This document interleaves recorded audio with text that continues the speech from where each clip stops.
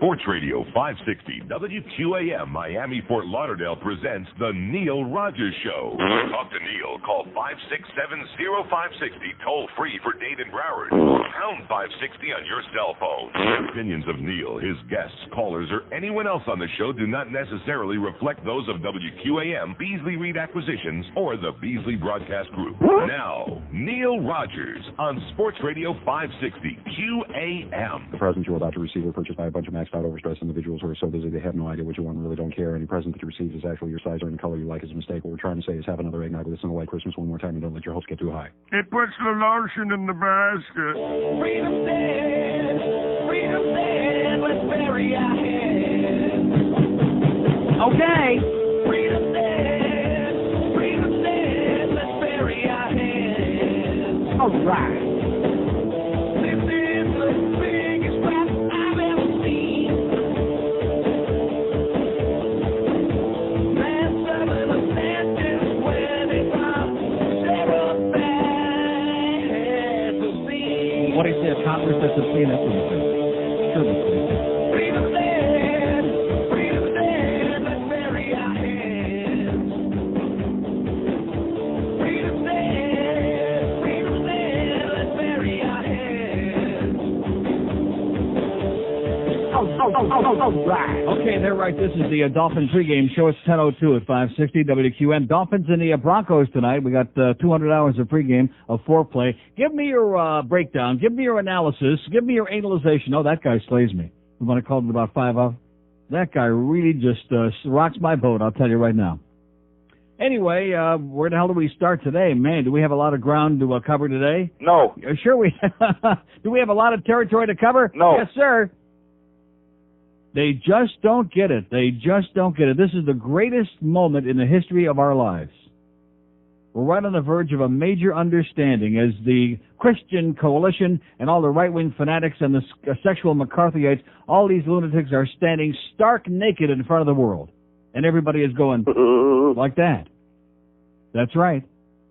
Latest poll this morning, well, actually last night, after the articles of impeachment were drawn up on Saturday, in spite of the wishes of the American public, in spite of anybody with a brain who isn't all that concerned about a cum job on a blue dress. But that's what this is all about, a cum stain on a blue dress, and we're impeaching the goddamn president, and the public is saying, no. That's right. 73%, a record high popularity rating, even higher than Ronald Reagan, who forgets what his numbers were, but they were pretty high. 73% for Bubba. Job popularity approval. And in spite of all of this talk about, well, you know, after Bob Livingston resigned, it's going to send a message, and they're going to start beating the drum for resignation. Well, guess what? Did you see the poll on that, the CBS poll last night? 31% said they want Bubba to resign. 66% said, no. How do you like that?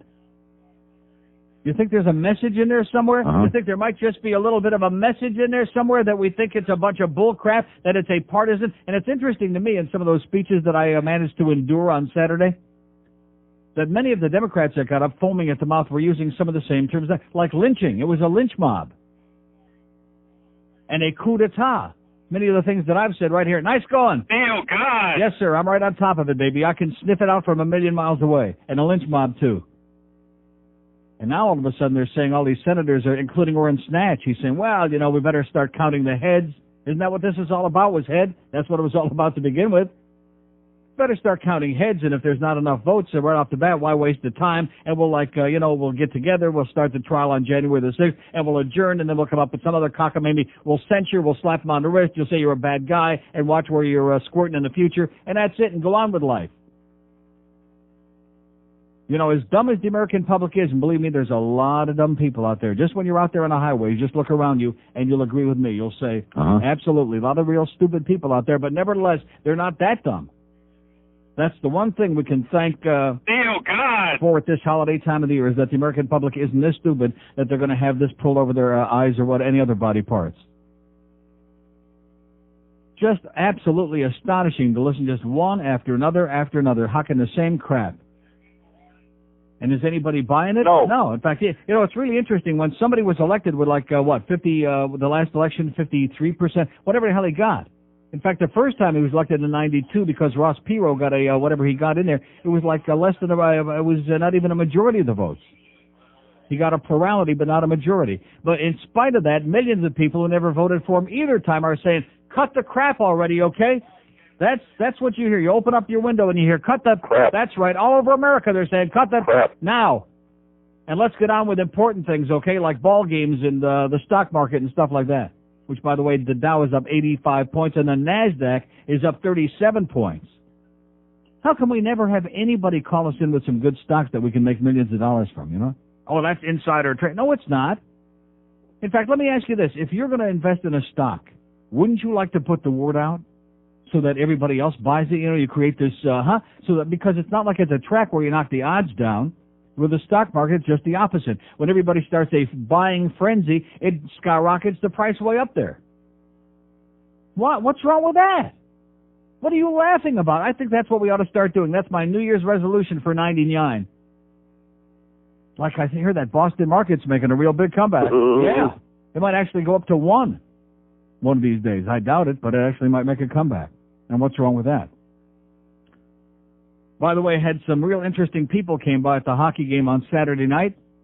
And speaking of the hockey game, I don't want to spend a lot of time on hockey when we got articles of impeachment and we've been bombing the crap out of Iraq. Nice going, by the way, guys. Nice going. Oh! Pick up my Sun Sentinel sports section this morning, and here's the big headline by Michael Russo. That fat pudwhacker with the Sun Sentinel really knows his crap. Oh, my God. You people in the media, and oh yeah, and here we got Michael Mayo's writing the stuff that I said on the air last week, and even that stupid Dan LeBastard is writing baseball ready to shoot itself in the and all the sports there. Yeah, isn't that what I've been saying? Isn't that exactly almost word for word verbatim what I've been telling you with these ridiculous salaries and how the fans are like on the out? See, one great thing I want to, it's taken me a while, taken me a couple of months to figure this out. Let's see, September, October, about 3-4 months to figure this out. There's nothing wrong. I mean, we're showing up over 18,000 a game there at the National Colorectal Center for the hockey games. And okay, so nobody cares about the fact that you can't see the red light when the goal is scored if they shoot twice in, unless you're sitting in like one particular spot, like maybe the goal judge. And now I understand. I'm watching the behavior of the people, and I've noticed that up on the scoreboard every time there's a pause in the play, and the people are up there juking and jiving and dancing and stripping. They're stripping, baby. Oh! Yeah. Boy, that one young babe, she was up there practically stark naked at one point, and everybody's going, because 75% of the people in the crowd are all guys, and about half of them are straight, and they're all going, yeah! That's what it's a party, baby. We don't care about the game. I mean, if we should get lucky and play a couple of good games in a row and win 2 in a row, which we did, thank God. Nice going, Ray Whitney, by the way. For the holidays, I want to see Ray Whitney naked. But nevertheless, you know, that's nice. That's like a bonus. But in the meantime, the people there don't care. They're socializing. They're having a good time. They're watching themselves on the big screen up there. They're shaking it. They're squeezing it, whatever. It's a party, baby. That's what it is. Oh, by the way, do we have that? God, that's something that we don't have anymore, do we? It's a party out there? Damn it. What the hell ever happened to that? See, there you go. And that was one of theirs, too. That was one of the Rick and Suds. Oh, by the way, Rick and Suds start New Year's, I guess, January 2. I don't think they're working New Year's Day. January what? 4th? Mm-hmm. Doing mornings on, you know, it's interesting to me, too, by the way. I got all kinds of random thoughts. We'll get back to Chris Wells in a second, by the way. Oh, yeah, there's my headline. Wells can be expected. And I'm going, yeah, and the injured Panther is still 2 or 3 weeks away, but remember, he hasn't played since March. And, oh, that's a great, nice going, Michael Russo, you jackass. You know nothing, you idiot.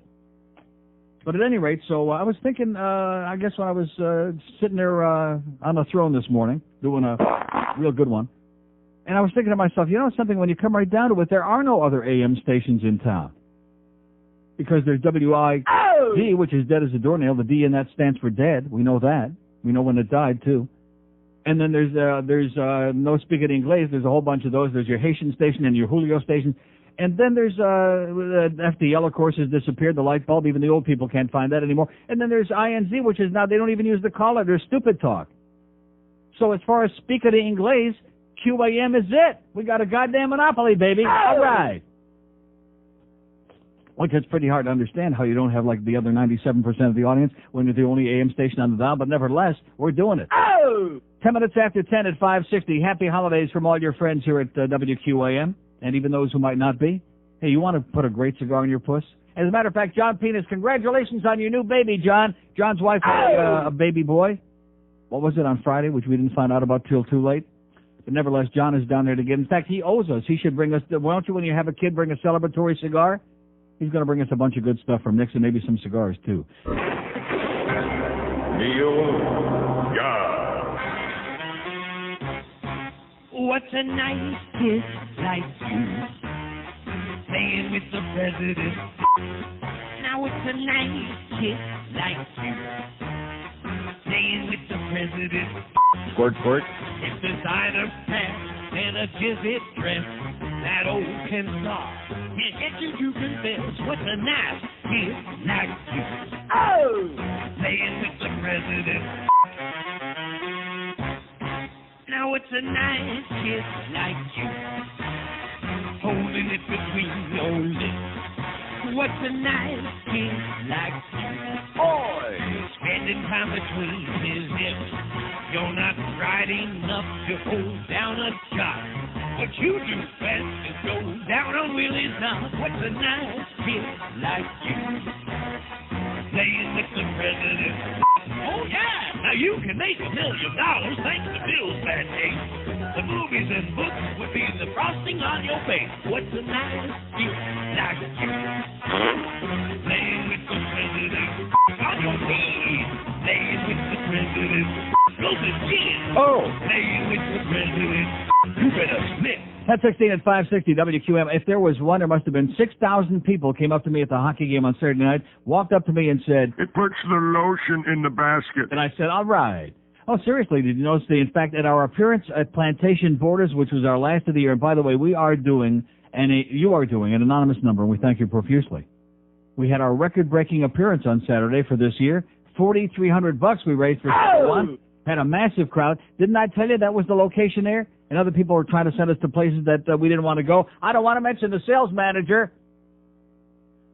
I don't want to start putting a negative tone on this because everybody's in a great mood for the holidays, aren't we? Uh-huh. We sure are. 4,300 big ones. So some guy brings by a little wicker basket, miniature basket, with a big container of Jergens lotion in there, which we sent right over to the sports bar, by the way, because they can use it over there. Huh? Dab a little bit on your rectum. Yeah, a little bit will do you. That's what they used to say. But at any rate, so the guy brings that by, and everybody's looking at it and going, It puts the lotion in the basket. oh! Yeah. Everybody in town is saying that, even the ones that don't understand it. I had people at the game the other night who saw the movie asking, still they don't get it. How is that possible? How is it possible they're going to be a run on that? Silence of the Lambs, they're going to be going out and renting it and buying it and stealing it and watching again, just for that scene when Buffalo Bill says, It puts the lotion in the basket. and that Bulldog Jody is trying desperately to get out of the pit. But at any rate, how could anybody not get it? It puts the lotion in the basket. So anyway, we got our total as of the moment, which is probably, I'm sure this doesn't even include the other borders from last week. Can you imagine what we might have by now? Is anybody out there? No. For sure we have. In other words, this is all, and by the way, $280 at the game on Saturday. People robbed me by cash and checks. Thank you very much, and I didn't even take it to the track. $107,095. Oh! Wow. And they said that we couldn't do it, man. They said he wasn't going to do it. We didn't have no Phil Henry stuff. We didn't have Rick and Suds stuff. We didn't have, we didn't have any of the, in fact, she wasn't there long enough to put out her own stuff to babbling. Now, is that today she starts, did you tell me? This afternoon or what day? Mañana. Oh, tomorrow, mañana in the PM. Take a BM in the PM with a babbling brook, okay, 2 to 6. And then Rick and Suds on January 4th will be doing mornings on the stupid talk network, a station that doesn't even have any call letters. 50,000 watts right in the middle of the dial, and they still have, and by the way, so that means definitely, absolutely, John Ford is going off in the morning show. Oh, boy. How long was he on? About 5 minutes? Nice going there, John. And everybody in that building hates you like poison, by the way. You want to see all the faxes, the surreptitious faxes that we get from over there? Man, oh man, do they hate him like poison, if I can borrow that expression from one of our listeners on Friday. They hate you like poison, John, and by the way, your show sucks, and nice going with that 0 point whatever the hell you had there in the morning. They thought that nobody in the world could outdo Mr. Ego's putrid, embarrassing performance in the morning. Guess what? John Ford done it. Oh! That's right, a 0 point whatever. I think it was in a minus column. Thanks to our close personal friend Sal Falcone, by the way, from Sal and the Henry Lou Company. What kind of a name is that? Henry Lou? It sounds like a chink name to me. Oh, and by the way, speaking of, Sal brought by our Soleil water and some great Oli Oliva. Wow. Now, what did you get? What did he bring you in that thing? Is that olive oil? Or, oh, it's booze. Oh, look at that. What is it? It's vodka. Oh, Smirnoffs. He brought George by a big bottle of Smirnoffs in a Christmassy kind of, in a glacier kind of a thing. He brought me by a big 3-liter can. I have my own big can, but he brought me another can, imported from Italia, Verolio, extra quality unfiltered, not your ordinary filtered, but extra quality unfiltered extra virgin olive oil, olio oliva. And let's see, I'm looking on the back. Where does it say that? Oh yeah, from Zona Industriale Buccino, wherever the hell that is. And it says, this extra virgin olive oil is pressed from the olives harvested from the healthiest trees capable of surviving the harsh winters in the hills of the Italian Apennines Montañas. How do you like that? The Apennines. Anybody out there got a small Apennini? So there you go. Thank you, Sal. You're a hell of a guy from Falcone and Italia Foods. And they said, just stick your finger on your nose and push it off to the side and you'll understand. Thank you, Sal. You're a hell of a guy. So we got some heavy-duty stuff going on here. Oh, I don't want to pee on everybody's parade. I know it's the holidays. Everybody is in a sensational mood. Even at the White House, they're laughing and caroling and jingling. They got that Bob Livingston blow-up doll there. He really thought that was going to work. That it was interesting because you probably weren't. Did you see that when it happened? Live. Yeah, I saw it live too. But you'll recall when he was talking about Clinton ought to resign before he dropped his bombshell, and they were all booing, and they said, you resign, you resign. He said, okay. And he did. Yeah, isn't that great? And by the way, is anybody out there besides me starting to piece together how come the Newt Meister ran and, yeah. Because you know something, he was going to be next. If it wouldn't have been Bob Livingston with all of his philandering, it was going to be the Newt Meister whose philandering is legendary. I mean, he never saw a pair of lips that he didn't like. No matter what they were attached to is what I hear. So he went running, turned tail, and ran for the hills. And now Bob Livingston runs for the hills. Larry Flint for president, baby. Oh! We already had one great president in a wheelchair. Why not one more, huh? And I was thinking about that this morning, because FDR had that mistress. And here's a guy that was in a wheelchair. Now, if she was servicing him, I don't want to get too graphic. Here it is a family show. All the kids are out of school. But seriously, how do you service a guy in a wheelchair? You take him out of the chair first. You do? Well, you don't have to. What about Chris Reeves? Oh, I'm sorry, that was bad. I'm not going to play that Superman thing. That would be really bad. Well, if you take Chris out of there, he might have a little problem. No, seriously, FDR had polio, and he was certainly capable. I mean, for crying out loud, they sure reproduced him and that bulldog Eleanor. Man, did they reproduce like rabbits. Not as much as that woman who took the fertility drugs, by the way, and had the 8 babies that the media's making a big guy. Hey, let's have a big party. They had 8 kids. They're all in critical condition. And what kind of lunacy is this? But hey, isn't that wonderful? It's always wonderful. It's never like, oh my God, if these kids should survive, what kind of a life are they going to have? It's never like that. And like I've told you before, schleppers are overpopulating the world with more dumb schleppers. That's the sad part. Anyway, Chris Wells can be expected. That's the good news for Michael Russo. You know something? I'm so excited about this. I say Stanley Cup. Oh! I can smell that cup right now. Oh! I think it's Ray Whitney's, but I can sniff it. Wells can be expected. The injured Panther is still 2 or 3 weeks away, but remember, he hasn't played since March. And it goes on in the middle of the article in almost laughable fashion to say, Wells, 23, scored 5 goals and had 15 points in 61 games last year and was the Panthers' most improved youngster. Well, of course, it's all relative. He was the most reliable center in the faceoff circle, along with forward Radek Dvorak, probably was among the team's best penalty killers. Okay? So all of a sudden, Michael Russo, as duly instructed, I'm sure, by the organization, is making a big case. Chris Wells is coming back. Aye! Anybody excited about that? No. Of course not. Now we got the fur flies over Furbies. Man held on trespassing charge. And see, this is on page 6B. This should have been on the front page of the front section to show you that this country needs a lobotomy and a gigantic rectal enema. Isn't that redundant, by the way?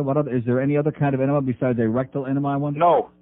Man held on trespassing charge. Desperation to buy the elusive Furby apparently got the better of some people waiting in line outside of Walgreens west of Boca on Sunday.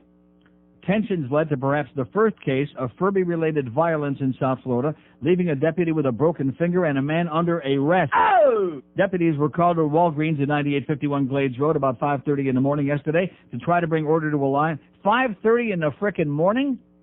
To try to bring order to a line that had been forming since 3 in the frickin' morning, it says. Right here in the paper, this frickin'. Workers at the store reportedly called police because some in line had blocked the entrance to the store.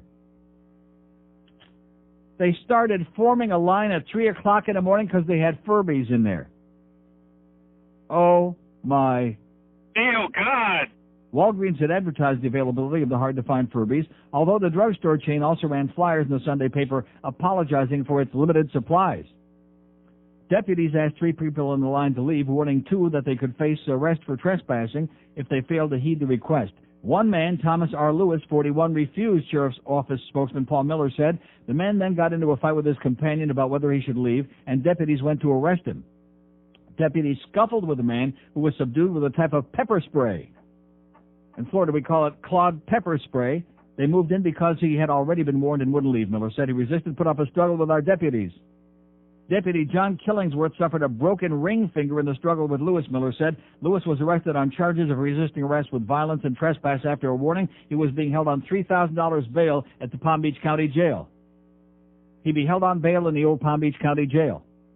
Managers of the store would only say the Furbies went on sale at 8 a.m. and were gone in about 45 minutes. I want you to stop and think about this, boys and girls, ladies and gentlemen. Stop and think about this. They went on sale 8 o'clock in the morning. They were lined up at 3 o'clock in the morning yesterday for Furbies. That's like a Cuban bread line. Oi! You ought to know. People have been desperate to buy one of the season's most sought toys, rarely on store shelves, being hawked in newspaper classified ads and on the Internet for more than $100, far beyond its $30 list price. Police separated combatants struggling over Furbies in New Smyrna Beach. 2 were injured in O'Fallon, Illinois, in a Furby-inspired stampede at Walmart. A Furby-inspired stampede! Oh! What did I tell you? Put those damn Cabbage Snatch dolls back in the hopper again. Back in the rear of our attention, because now it's the Furby, which is another ugly little grotesque thing. That your kid, if your kid don't have a Furby, your kid ain't crap. That's right. How do you like that? 3 o'clock in the morning, they lined up for stuff that was coming out 5 hours later so they could get a Furby for their pain-in-the-ass little kids. I guess nobody ever told them what that all the good uses for their microwave. 26 after 10 at 560 WQAM. Hi, this is Artie Norcross for your WQAM official information center for Hurricane George. Don't panic, get your water, and run! Run! We're gonna die! Help! And now, here's your Christmas worry for today with Art, the Worry Wart. I worry about Santa Claus. His job is way too tough. I worry that when he's flying in on that sled, he'll get frostbite and his nose will fall off. And then when he drops down somebody's chimney, somebody's going to see him without his nose, mistake him for a monster, and drive a wooden stake through his heart. And what if that doesn't do the job, huh? And Santa gets up and yanks out that stake and starts chasing everybody around the house. And as he's running, all his frostbitten parts fall off until he's like this awful skeleton in a red suit, chasing people with a bloody wooden stake. He's alive! He's alive! If you would like a transcript of today's show, take a deep breath and go sit on Santa's lap. I thought he was going to go sit on Santa's face. 10:32 at 560 WQAM. You remember what Renfield said in Dracula? It puts the lotion in the basket. So anyway, so many things I'm forgetting about. I'm getting sidetracked. So I had my first Palestinian listeners that I met at the hockey game Saturday. Oh! Nice gentleman and his teenage son came by, shaking my hand profusely, and said, "Oh, by the way, we're Palestinian." I went, "Oh, very nice people. Thank you, and God bless you, and thank God for us you're here and not over there, and the same for you." So anyway, I forgot on Friday to talk about this, and I started 20 minutes ago to get into this, but I got so much crap in my brain today, I got to squeeze it out. Thursday night, there comes a gathering of people on my lawn, coming up, and I just never saw anything like it on my little security screen there, which sits right next to my TV, and we're kind of like asking, who the hell are these people? It's the carolers. It's not bad enough that at Halloween now the new deal is that it goes on for hours and hours and hours, and that parents bring all their pain-in-the-ass little kids and continue ringing the bell and knocking on the door because they know that you're in there with the sound down on the TV, even if you don't answer. And the only reason that's not that I'm a cheapskate like some people I know, I don't want to mention no names, rumor, it's not that I'm a cheapskate, but the fact is that I don't want to have like 5 pounds of candy sitting around waiting for the Halloween kids showing up, because I'd eat half of it at least. But Chris, this is a first. I mean, am I living like in a sheltered world or something? I have never seen this before in my life. There must have been 40 of them, parents with little kids mostly. Not even up north you never got hit? No. That's where I thought it went on. I didn't know that I never they did heard it of down it. here. I never heard of it because guess what? Even out in the acres, we have a couple of Jews, a couple of atheists, a couple of Buddhists, whatever the hell we are. We're not interested in no Christmas carols, okay? So needless to say, the mute button goes on the TV. What? Got enough churches out there. We got a synagogue, we got a church, we got the morons, we got a church, the Baptists, every sect. On my street there, on whatever the hell what is that church? You've seen it. The Assembly of God. Oh, the one that. Oh, I wonder why they were wrestling with snakes in the parking lot. Snake handling. Yeah, I saw some young guy out there on Sunday wrestling with a snake in the parking lot. In fact, some lady was out there wrestling with a snake in the parking lot. He said, if it's good enough for Bubba. I said, don't feed me those Bubba mices, okay, please? So somebody faxes me, so please, no more caroling, okay? No more knocking on the door. Go sing your Christmas carols out. I thought they did that like in malls and, places where a lot of people congregate, and you can either listen or ignore it. I thought that's what that was all about. Not knocking on your door, invading your privacy, hocking a China with all these silly Christmas carols. You don't knock on the doors. You just stand out there and sing, and they come out if they want. No, they didn't do that. Money. They did not do that. They rang the bell, they knocked on the door, and then when they realized there was nobody, I guess they didn't want to be singing to an empty house. Although my dogs would have liked it. Huh? Deck the halls with lots of that, yeah. Which my little dog, by the way, left me a Yule log this morning. Yeah, hey, nice going, Tiny. Hey, he left me a little Yule log. There's nothing worse. It's like 6:45 in the morning and you hear the sound of feet scratching on the floor. Because that's an instant message that somebody has left you a Yule log. Somebody faxes me, and thank you profusely, by the way, because I did miss this yesterday in the middle of my 7,000 pages of advertising in both papers. Ask the Editor by Earl Mauker. Is that his name? Mumser? Earl Mumser, the editor of the Scum Sentinel. Stories tell what is, but editorials say what board thinks, it says. And this is right on target. It must be one of our listeners, Jim Roth in North Miami Beach. It says, question, if it is the opinion of your editorial board that legalized casino gambling fosters all of the bad things described in the editorial, then don't you feel that is a height of hypocrisy to include the spread for every sport imaginable in the sports section of your newspaper? Asks Jim. Answer from Earl Mumser, the editor of this newspaper. The question is a good one because it points out that we've not done an adequate job of educating our readers about the differences between our editorial pages and our news coverage. In our editorials, we support or criticize issues of public interest, but those opinions do not affect how we cover news stories. Anybody believe in that? Right. We're not going to tell reporters to back off writing news stories just because the editorial board feels a certain public policy, such as gambling, is not good for the community. The members of our editorial board, which consists of me, Mr. Mumser, our publisher, the 7 editors and writers and cartoonists, come to our position separately from the day-to-day newsroom operations. The board, in fact, if they could use an operation over their newsroom, a lobotomy would be good, a group one. The board observes, researches, talks to policy and opinion leaders, and offers opinions on a variety of subjects of public interest. Newsroom editors and reporters are not involved in those decisions, and editorial writers do not write stories for our news pages. For years, we editorialize against the Florida lottery, but we include the winning numbers daily in our news pages. The fact that we are against legalized gambling did not prevent us from sending a columnist to the Bahamas last weekend to cover the grand opening of a new hotel and expanded casino on Paradise Island. Or taking the ads, by the way. On our editorial pages, we've said consistently that we feel legalized gambling is wrong for South Florida because the state doesn't need it. It creates more problems than it's worth.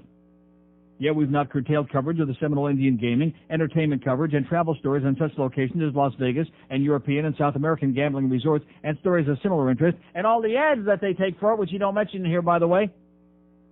Now this is, every time you think you've read the most incredible crap in the history of your life, you come to something new and amazing. This is so amazing that... It puts the lotion in the basket. Listen to this.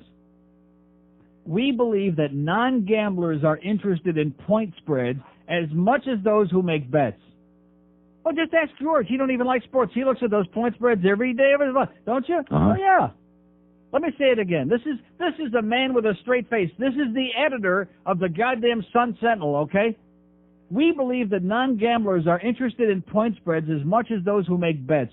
Sports fans want to know who the professional odds makers are favoring. Even our own sports staffers predict who will win key matchups every weekend. We know that some of our readers use the information for placing bets. By the way, that's illegal bets, Mr. Mumser. But for many others, part of the fun of watching a football game or other competitive sport is to see if the predictions of the odds makers and sports writers are right. Oh, my God. I'm going to tell you something. I thought this should be, no wonder the cartoonist is on there. This is unbelievable. This is the most incredible crap. And he's writing this with a straight push.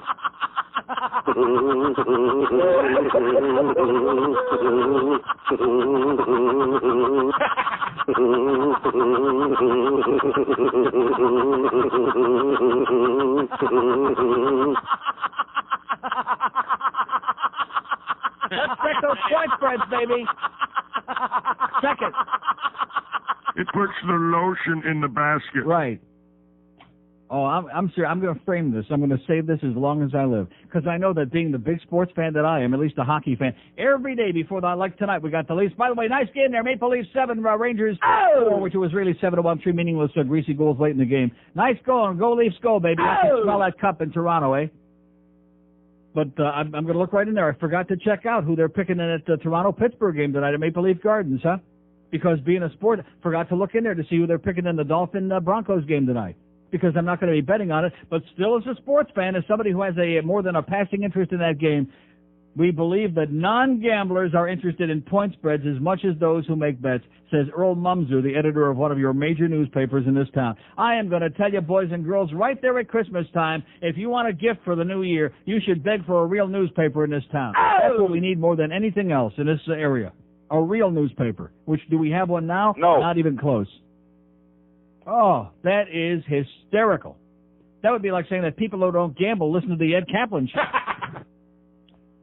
20 before 11 at 560 WQM. Media is sick and needs help badly.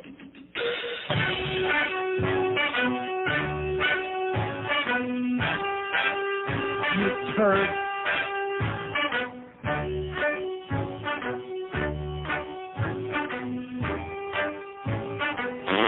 Start bombing Baghdad. All right. Do it every day. I want to watch it on TV. Iraq. We've nothing to lose. It should take a day. Let us just put an end to it. Iraq. I want to wake up and see their cities don't exist. Poof in thin air and tell that Saddam Hussein we're really pissed. You're under my skin, that little piece of ain't getting away. I'll get the mob to make a hit from old New York. Saddam has got to go off that now. We all know it's time to bomb Iraq.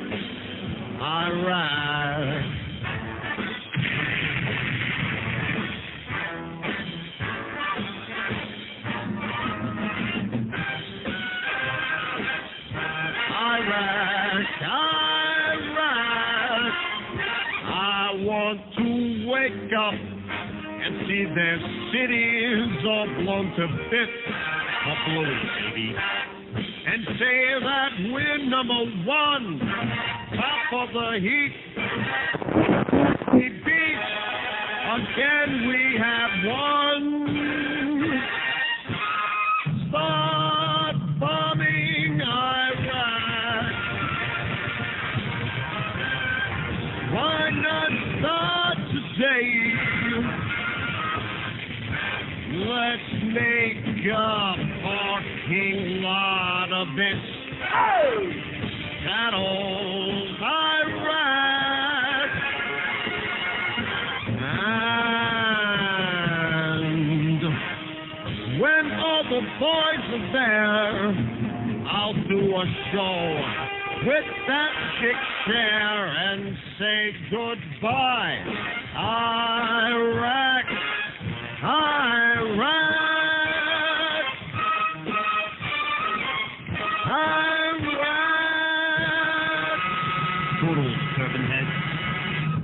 Bang, bang, you're dead. Ouch. 1048 at 560 WQM. By the way, one great gift we all got for the holidays. Joe DiMaggio is still alive. Are you sure? Not really. But at any rate, we're not hearing no more words about Joltin' Joe. He's still alive. As long as Joe DiMaggio is still alive, we still have our connection to America's youthful innocence. Don't we? That's what I'm hearing. As long as Joe D is still gasping for oxygen, we still have that link, right. Okay, it's all request week here on the show. Friday, of course, we won't be here. We're going to have lots and lots of football games on Christmas Day and New Year's Day and whatever else they put on the air because we don't want to be here and we won't. But in the meantime, it's all request week. This week, next week. And, of course, are we going to get any calls because all the pain in the ass kids are out of school? No. Everybody's on vacation. No. They're all running around. No. Of course not. So we'll just play the rack. We'll play all kinds of great stuff. 5670560. 5670560, pound 560 on the mobile one line. Now, are they going out with a QM van today or what? He asked. We don't know. I think they are. I think that's going to get some more part ones, though. Oh, that's a good question. And that's another thing I should mention. Our Center One fundraiser is going so well that we're selling out of like everything. I mean, part ones, the CD, and Neil's Nuggets, and all kinds of stuff just vanishing in front of our eyes. $4,300 at the Borders and Plantation there on Saturday in 2 hours. They're going to Boca. What is it? They're going to Boca. They're going to Boca today, by the way. Oh! And whatever we got, you'll get it. Okay, you'll give them your money and you'll like it. That's what I want to say. They're going up to Boca. So all you people in Palm Beach County who are always bitching and moaning that we ignore you, they're going up to Boca. They're going to get some good phone numbers up there, see if they can get laid at lunch hour. But in the meantime, we'll try to raise a few extra bucks because we got $107,095, which means guaranteed piece of cake. We're going over $110,000, which I never. If you would have asked me like 2-3 weeks ago, are we going to do that? I would have said very emphatically, no chance. So thank you very much for helping us out and getting that holiday spirit and getting yourself a lot of good stuff to listen to and send all your friends and enemies and what have you. What a great thing that was there on Saturday. That was sensational. And, of course, we heard some amazing stories there, too, by the way, which I can't repeat on the air or tell you what the source of those stories was, about some of the goings-on here at this radio station. But at any rate, here's a mobile in Cooper City. Hello. Good morning, Neil. Yes, sir. Congratulations on your fundraiser. Thank you. I must have missed it. I haven't seen any news stories in either of the papers or the TV. No, there's a big story. Terry Jackson writes a big story. Ann Roberts deserves praise for spotlighting children in need in the lively parts section of the Herald this morning. And I saw that and I said to myself, well, I'll guarantee you that Terry must also have something about the great job that Neil Rogers did on QAM, raising all that money for the people at Center One. And did he put anything in there? No. No, he did not. Not yet. It's a myth, Neil. I'm holding my breath. And Neil, maybe you can explain to me. Maybe if you had some Furbies to give away, you'd make another hunt to auction off. You'd have if we get a dozen Furbies, I bet you we get another $50,000 easy. But Neil, you answer my question. Yes, sir. Who decides what toy is going to become popular for each Christmas? How did this become so popular? My kids know nothing about it. They're little kids. Oh, please. Well, that's good. Well, I mean, I've had a Furby for years. Yeah, I bet. My wife, yeah. Uh-huh. And Neil, another point. Hopefully with a better nose, yeah. When did we become so politically correct that we have to stop a war because of a religious holiday? Yeah, that's right. We have to stop the war because it's a Ramalama Ding Dong. That's right. Ding Dong. Did that happen in World War II, Neil? But you know something? I wouldn't surprise me if, like, right in the middle of Ramalama Ding Dong, they surprise him like, hey, here's another one for you. There you go, just to keep him in line. Saddam's still thumbing his nose at us. If we let him go for another 6 or 7 years, he's going to rebuild. We're going to go through this. No, you didn't hear what I said. Again and again and again. You didn't hear what I said on Friday. We're going to make this like into a yearly event. We're going to put it on the calendar permanently. It's going to be called Bomb Iraq Week. We got to admit. Huh? It's good primetime television. Right. And Neil, can I call a couple people douchebags? Yes. Big Jim and Roy, they're big furniture moving, gift toting douchebags. Roy! Neil. Yes. There's no fags in NASCAR. Okay. Bye, Neil. Okay, say hi to Dick Trickle for us. Okay, we have an open line in date. All of Broward, all three lines. It's going to be really weak this week, and I can deal with that.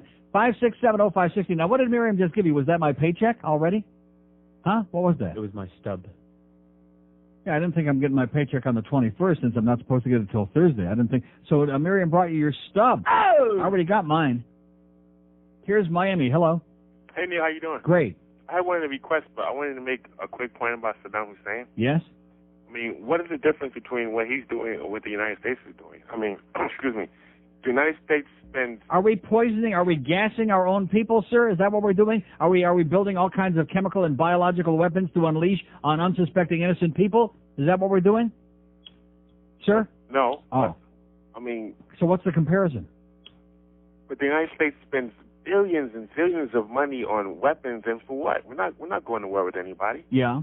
I mean, I'm not saying that Saddam. What are we doing right now? What did we just finish this weekend? What would you call that? Okay, what's your request? Okay, I mean, you lose. Okay, I'm sorry I brought that up. Me too. The Bob Dole song, One Hand. Okay. Okay, thank you. And have a great life, and go get an education. It never can hurt. We have an open line at Day 2 in Broward, 5670560. Now, what is that called? Bob Dole's bum hand? And I'm sure that's not in here. What? Yes, it is. Under what? Robert Dole's. Oh, Robert. Well, excuse me. That's right. There's Robert Dole loses. That's not it, is it? No. It's not in here. I'll have to get it off the CD, mister. It's not in here. See, Mr. Smarty Pants, who thinks he knows everything, which he almost, but not quite.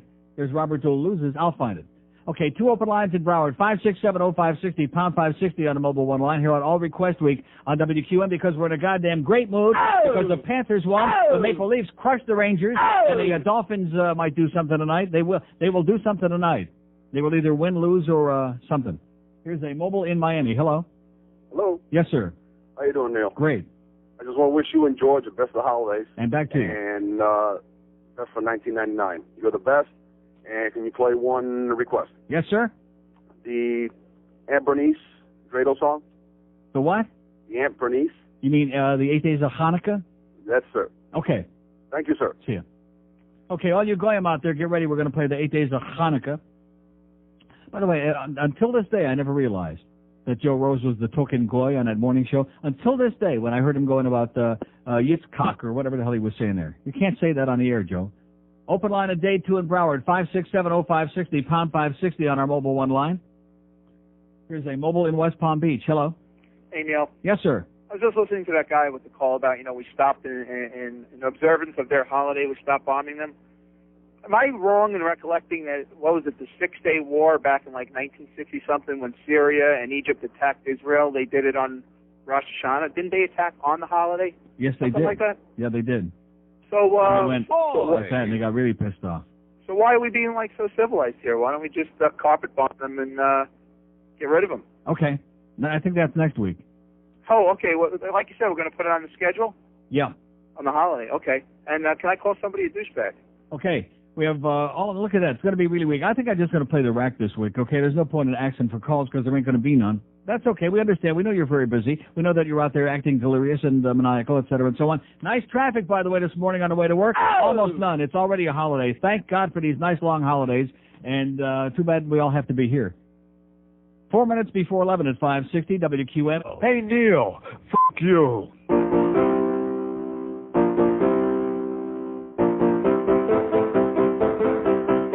Oh, yeah, I'm old and grumpy, but try to understand that I have a problem, because I can't use my hand. I only have one hand. I only have one hand. I like to take my pen and stick it inside. Despite I come to gripping something I can't hide. I can't hide. I can't hide. So please vote for me, a cranky, bitter old man. And if you still make fun of me, I'll slap you like a man, but only with my good hand. I only have one hand. Oh, I only have one hand. Coming soon to a theater near you. Christopher Reeve is Superman. Superman 5. Help! Help! Superman! Superman, quick! Jimmy Olsen is drowning! Hey, here comes Superman. Here he comes. He's in a wheelchair. Hurry up, Superman!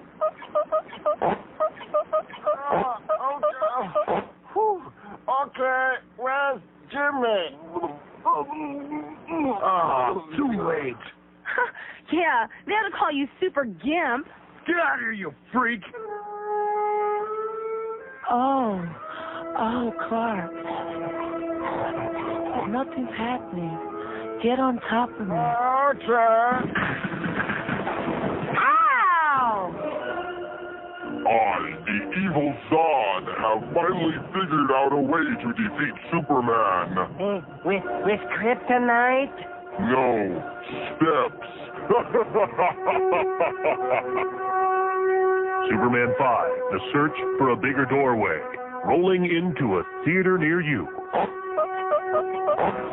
What's the notion in the basket? Okay, it's 11:02 at 560 WQM. 5670560, pound 560 on the AT&T wireless line. Hank will be on for an abbreviated show today from 2 to 4 from Shula Steak 2 because at 4 we got 6,000 hours of pregame festivities and we're going to get a lot of spots in there, baby. Oh! That's right. We're going to rake in the dough so we can get some of Wayne's money back. And then at 8 o'clock tonight, of course, it's the Dolphins and the Broncos. Any interest? No. And of course, I know that even those of us who don't care all that much about it are going to be checking out the Sun Sentinel sports pages to check out the morning line odds on that. Please, don't let me ever lose this. Let me tape it to my rectum. We believe that non-gamblers are interested in point spreads as much as those who make bets. That's right, Earl Mumser. Make no mistake about it. We're scouring. We're looking. oh, man. What can you say about Earl Mumser, the editor of the Sun Sentinel? He's an asshole. Here's Miami. Hello. Neil. Yes, sir. Hey, how you doing? Great. Listen, there's one thing I want to touch on. I haven't heard you talk about. Touch away. What's up with these people that take all these fertility drugs and then end up popping out 8 puppies at a 8, time? 10, 15, right? You know, that's kind of just, it's like they don't even have the decency to squirt them out one at a time. I Right. mean, isn't that a little selfish? Well, she squirted out one first, I think. Wasn't it a few days ago? She squirted Yeah. out the one, then all of a sudden 7 more? Yeah. Mm-hmm. But isn't It's like that, having puppies, you know. isn't that disgusting? That's like Yes, a it litter is. of kids. Right, They take all right. these drugs. That's right. And they're like, with so much, war and disease and so much shortage of And everything just going on, because- I think I'm going to have all 8 of my kids now. Just because some of them have, an eye where their ass is supposed to be, I mean, what are we getting picky about? You know, personally, Wonders of medical... I think anyone who takes a bunch of drugs to, have, because you always hear about them, anywhere between 4 I and say let's have the 7 kids. fertility drug police. That's what we ought to have. That's nasty. Let's forget about the marijuana police and start with the fertility drug police. Anyway, I think that's pretty important, Neil, anyway. So I just thought I'd tell you about it. Okay, thanks for the good news. You know why they do that, don't you? It puts the lotion in the basket. Here's a mobile in Boca. Hello. Hey, Neil. Yes, sir. Sunday morning, I was looking at, what is it, Dr. Schuler? Oh, Dr. Schuler, I saw Larry King was on there. I was Yeah. in my channel surfing, and I saw Larry King was on there. Can you believe this? Larry Ziegler, this little Jewish boy from the Bronx, he's on there telling Robert Schuler. Only $50. Yeah, how do you like that? I want to make sure you saw that. What a phony piece of crap he is. How can you believe that? No, I was laughing and thinking of you the whole time I was Here's a watching. little Jew boy standing there, doing a prayer in some Goyish church in the Crystal Cathedral out He there. said, I have no religion, but I'm Jewish. As they continue licking each other's behinds. All right, Neil, Merry Christmas. And back to you. A happy Chanukah. And nothing to do with that. Okay. Open line in Dade 14 in Broward. 567. We'll let you know where the gang is going to be in Boca, by the way, with our best of stuff. But starting today, right through the end of the year, I think we really ought to take off these 10 days as soon as I get my check. Take off these last 10 days of the year and let these people have a good time. We'll let the whole gang come in here. We'll let Sam and Chris and Joe Costello. We'll let them all come in and tell QAM stories during the holidays. Would be good. They got a lot of good material. Here's a mobile in Cooper City. Hello. Neil. Yes, sir. Just got back from Las Vegas. I was there for a week. Yeah. Didn't check out the point spread once while I was there. How about that? But now that I'm back in Now that you town, mention it, I was there a few weeks ago and didn't check out the point spreads either. absolutely not. Why check them out? It's better to check them out when you get back to Miami. Yeah. That's about one of the very few things you can do back here is open up your newspaper, check the spreads. You got that right. Well, I got a new name for that religious holiday out there in Iraq. Yeah. We should rename that Ramadan. We can just go out there and blow them up. Not bad. Mark it down, pal. Okay. And have a great one. Okay, we have an open line in day 2 in Broward. People are really worked up and fired up about that those impeachment, aren't they? Uh-huh. Yeah, oh yeah. Those 2 articles of impeachment. And the reason they're not worked up and pissed off is because they know that it was just a gigantic waste of time and it was totally partisan and another, like they said, another bloodless coup attempt anyway, a lynching attempt. And the Senate is going to dispense of this very, very soon into the new year. You mark my words right now. Mark it down. They will dispense of it. They'll get rid of it. They'll run away like it's got the bubonic plague, especially now with that 73% approval rating that came out this morning and 72% on NBC last night. 73%. Oh! And they're saying cut the crap is what they're saying. Here's a lady in Key Largo. Hello. Hello. Hello. Yes, ma'am. Good morning, Neil. Buenos dias. I have been trying very hard to reach your website for the last week. Well, you're going to the wrong one because you're going to neilgod.com. That doesn't exist anymore. But if you went to neilrogers.com, you'd be amazed that it's there. Thank you so much. And the reason I was trying to do that is I wanted to get information about how to make a contribution to this charity you're doing. It'll be right there on neilrogers.com. Okay, and tell me one other thing. Uh-huh. Even though I'm not looking for a freebie, are you giving CDs of the best of with donations, or no? Because I'll be happy to pay for it. I'm not a cheapie. Sure we are. That's how we raise the money. You don't think that these people are all just giving money for nothing, do you? Yes, I do. Well, Miami Rescue's got some. Salvation Army's got some. I want yours to have some. This is Christmas. Time for deductions. Right. Goodwill. Okay. Okay, so Neil Lodge, pardon? Any way you like. If you want CDs, we got them there on the website, and if not, they'll take your money too.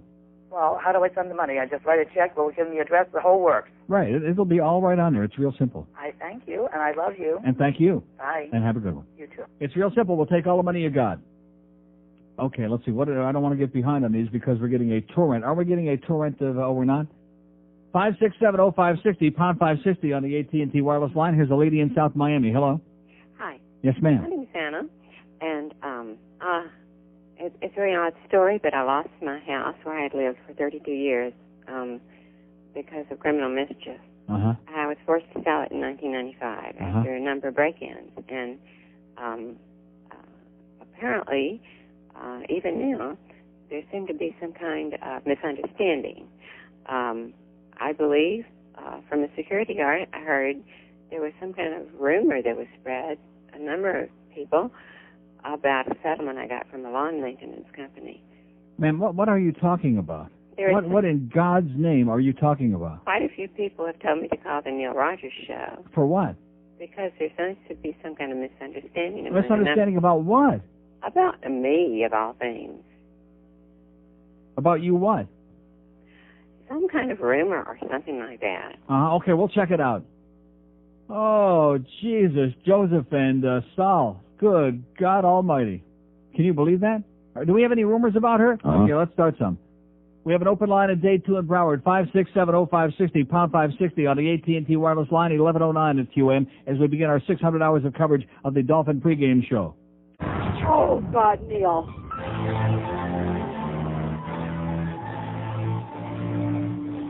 Squirt, squirt. On the first day of Hanukkah, my parents gave to me a picture of my bed and Bernice. On the second day of Hanukkah, my parents gave to me 2 stinking dreidels and a picture of my bed and Bernice. On the third day of Hanukkah, my parents gave to me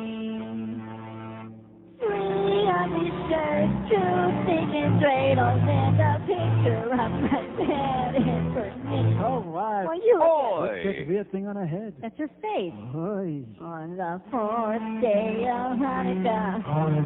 That's cool.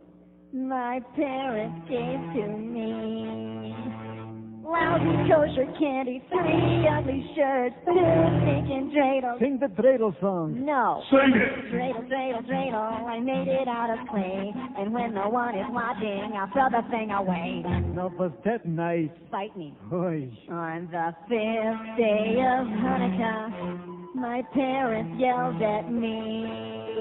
For wanting a Christmas tree. What? Well, Jimmy's got one. Maybe Jimmy's Catholic. Oh. And not wanting candy. Not wanting shirts. Not wanting dreidels. Or a picture of my bed and Bernice. Amen. On the 6th day of Hanukkah, my parents made me sing. If I were a rich man. It's a song every year. In front of my bed and Bernice. On the 7th day of Hanukkah, not bad, my parents made me eat 7 greasy latkes. If I were a rich man. I want want a Christmas tree. I want a Christmas tree. I want a Christmas tree. Now. Oy, piece of cut. On the 8th day of Hanukkah, my parents gave to me nothing that I wanted, 7 greasy latkes. If I were a rich man. Where is my Christmas tree? Shut up! Lousy kosher candy, 3 ugly shirts, 2 stinking dreidels, and a picture of my fat ass for me. Hey, it puts the lotion in the basket. I'll bet it does. 11:16 at 560 WQM on a really amazing Monday, December number 21. We have 400 open lines in Dade, 6,000 in Broward, 298 in Palm Beach, 5670560, pound 560 on the AT&T wireless line. WQM, Georgia's out taking a leak. Hello. Hello, Coral Springs. Yes, sir. Speaking. Neil. Yes. What are they doing to our good old friends Rick and Suds? Meaning what? You know, they're putting them back on mornings. Well, what do you mean, do I know that? I'm the one that gave you that bulletin several days ago. You heard it first here. Everybody heard it first, like always. Does Clear Channel know what they're doing at all? No. They're bringing back somebody they fired. I don't know. I hope these guys are going to be all right. I love them. I'm loyal to them like I'm loyal to you. Yeah. And I just hope that they find a place on the dial for them. And, what do you mean by that? Well, I get worried about them. You know, I get worried that I don't understand why they're going to be doing mornings, because I know they hated getting up in the morning. They hated doing the morning show, and it's like a death wish. I have no idea. But that's the Pete Bolger way. Like I told you a couple of weeks ago when this stuff first blew out, is that, he just kept taking the same people, shuffling them all around, moving them from one time slot to another, and that's his idea of programming. It's like they're trying to promote your song. You know, Clear Channel has no clue. Right. Okay, Neil, thanks. And have a happy. And best of luck to Rick and Suds, because believe me, they'll need it, okay? Okay, look at that board. We'll need it, too, here this week. What did I tell you? Not going to be any calls this week. We got an empty board there right now. Now, all request week. We'd had a great Saturday there. We're like 107 grand plus for center one. We're kicking some serious ass. Oh! We got a president who is imitating the Kennedys, and everybody likes it. And his crowd is dead in a doornail. So I'm just playing the rack. I'm not going to make a pretense of talking to people today. They don't want to talk to me. I won't talk to them. It works out fine, you know. It's the yin and the yang. And like that crazy lady we had call a few minutes ago. There you go. That's what we get. That's what you get during the holidays. Because anybody with a brain, anybody who's able to break out of their house, they're out. They're doing something. Hopefully far away from here for their sake. Is that like a real call, or is that make-believe? Nah. Here's Fort Lauderdale. Hello. Hi, Neil. Yes, sir. Oh, yeah, what was I going to tell you yesterday? Oh, yeah, Clinton should be thrown out and be beaten by black men. What is it? Clinton should be thrown out and be beaten by black men. Who? Billy Clinton. Yeah, okay, thanks. Been beaten by a black man. Okay, there you go. There's another good American for you. Another guy needs a serious lobotomy. 5670560, pound 560 on the AT&T wireless line. Not just by any old man, but by a black man. How about 2 or 3 black men, okay? Uh-huh. Named Ben. Named Peter. Didn't see him too much there on Saturday, did we? No. Not too much, thank God. 1 or 2 quick shifts, falling down, getting knocked down, and we didn't see him no more. Here's a mobile in Fort Lauderdale. Hello. Can we get a little tribute to Bill Calder on my radio? Now, that card is, the machine ate it. Don't do that to me, Neil. It did. Get as close as you can. Okay. I'm as close as I'm getting to you, I'll tell you that. Here's Kendall. Hello. Hey, Neil, how you doing? This is Rob from Kendall. Yeah, Rob. I was wondering why you're not on vacation somewhere in Amsterdam right now. I should be. I should have taken these 10 days off now at the end of the year because it's Death Valley. It's a hopeless cause. What the hell am I doing here? I'll tell you what. Probably waiting for payday on Thursday. I enjoy listening to George. He's pretty good. Yeah. You deserve a vacation. Mm-hmm. Definitely with all the assholes you have to deal with. So I can leave now, is that it? After you play I could be packed in about a half an hour, real easy. I got a lot of experience. After you play the I-95 asshole song, yeah, have them put it on about 45 minutes after you leave, and then listen to it on your way out. Okay. But yeah, if you could play that for me, I'd love to hear it. It's my favorite I sure one. will, Rob. Great. You have a happy holiday. And back to you. What's that under, by the way? What is it? I don't know. I'm just lost here all of a sudden. The I-95 asshole song? Yeah, is it under I? I-95? It's under... What do you mean I-95? How do you spell I? Is that like as in I is? dash. Huh? Oh, seriously, I'm having a little bit of a different... Well, you can play it there. It doesn't make any difference to me. Why the hell do I need to fire it out?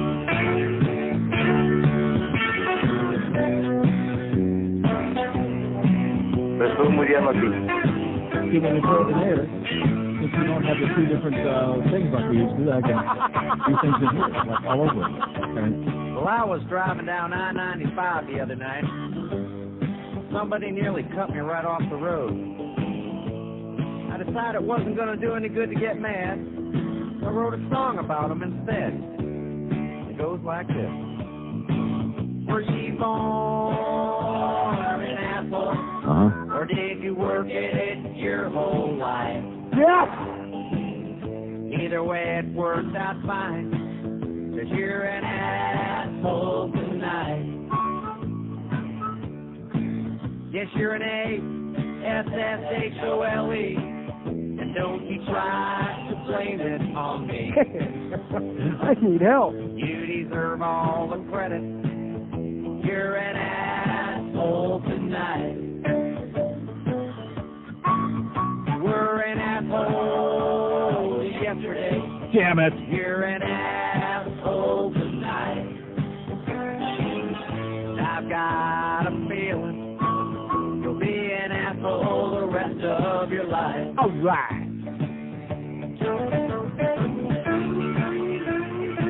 Well, that makes us feel like duty.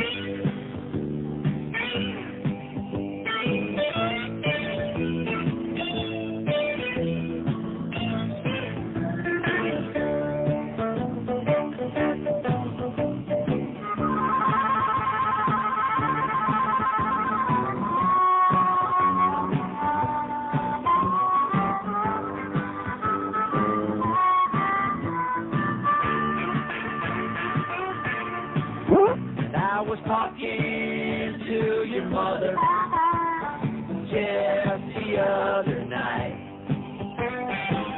I told her I thought you were an asshole. She said, yeah, I think you're right. Good on. And all your friends are assholes, 'cause you've known them your whole life. And somebody told me you've got an asshole for a wife. Were you born an asshole, or did you work at it your whole life? Either way, it worked out fine, 'cause you're an ass. I'm actually a lesbian. Hole tonight. What a nice job there, George, doing a little the positive refreshers. It's 11:23 at 560 WQM. They're wondering, what does that mean? Well, you're not familiar with our technical stuff here, okay? Is that okay? Okay. Open line at day 2 in Broward, 567-0560, pound 560 on the AT&T wireless line. I wouldn't be too surprised if Chris and the QM van are up there in Boca any few minutes now. They're on their way. They're on their way. Well, it's going to take a while. What? For more discs. They had a what? Wait for Sam to get back from the Grove for more discs. That's right. We'll read back from the Grove. In other words, we're picking stuff out of the Grove where they're not moving. What is that all about, huh? Boy, not doing too well at the Borders in Coconut Grove because basically, what do they got in the Grove? A bunch of fags and schmoes in there? Is that what it's all? Not doing too well down there. They don't like us in Coconut Grove. Everywhere else, we're a gigantic hit. We're a smash. Even the Palestinians love this show. There you go. The Jews love us. The Palestinians. The Julios. Oh! But in Coconut Grove, man, I guess they got their nose way up in each other's rectum is what it is. Here's Boca. Hello. Hello. Yes, sir. Yes, I got a good introduction about being an asshole. I guess I am one. I'm still holding with the impeachment, and I thought perhaps if you had a moment, I'd like to discuss it with you. Discuss what? For example, now, if we examine some of the motives that these people have. Yes. And also the writing, the plain writing in the Constitution, which talks about treachery and bribery. Yes. And it doesn't talk about perjury. It doesn't say perjury. No, well, perjury. Treason, bribery, and other high crimes and misdemeanors. It doesn't say perjury. They've said the word perjury so many times that they've planted it in your brain, and now you're saying it like some kind of a minor bird. No perjury. It's not in the Constitution. I'm trying to make a point. But you have to make a point correctly. You can't just... Well, I'm going to make it correctly. If you'll allow me to speak, I'll tell you. No. Okay, we have an open line in Dade and one in Broward. 567-0560. I don't want to talk. It's the holidays, baby. Is there anybody in the audience wants to hear him out of China? No. Of course not. No way. Let's take a vote. Anybody want to hear him? No. No way. The Constitution talks about perjury and my ass. God almighty, man, I'd rather sit here and go blim, blim, blim like that. Probably get a bigger audience, too, for 4 hours, blim, blim like that, than listen to guys like him. Old, crusty farts. Go steal somebody's mail in your condo, okay, pal? Go bother somebody in your condominium and get out of here. 567-0560, pound 560 on the AT&T wireless line. We're the foreplay show. Hank will have the immediate foreplay show. Well, what's Hank going to do now that, starting tomorrow, huh? Boy, talk about stiff competition. They don't come any stiffer than her. Just what everybody wants to hear in the afternoon is some real jappy, objectionable New Yorkie sounding bitch. Isn't that what we want to hear? No. 26 after 11 at 560 WQM. Salespeople are iceholes. Randolph the brown-nosed reindeer always wound up last in line. That's how he got a brown nose, following too close behind. All of the other reindeer loved to make him cough and sneeze. They all would stop abruptly, and one of them would cut the cheese. One day Randolph got fed up. He said, "This job stinks. Find yourself a new caboose." He gave them all a Christmas goose. Santa and all the reindeer, they began to shout and plead. Randolph the brown-nosed reindeer, you should try proctology. All right. Yeah, that guy was right. In the Constitution it says perjury and sloppy blowjobs, baby. Rectum.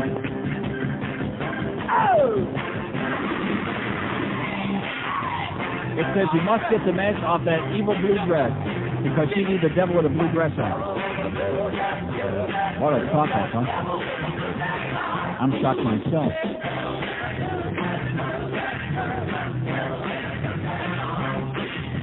So anyway, well, you know what they used to say about that Mitch Ryder, don't you? Uh-huh. Okay, we have an open line in Dade. Oh, and by the way, that reminds me, another thing I wanted to mention here today. I want to thank our great listener that brought me the tape, even though it was a horrendous. And it's always good to have another nice videotape, like to tape the Leafs Rangers game on Saturday.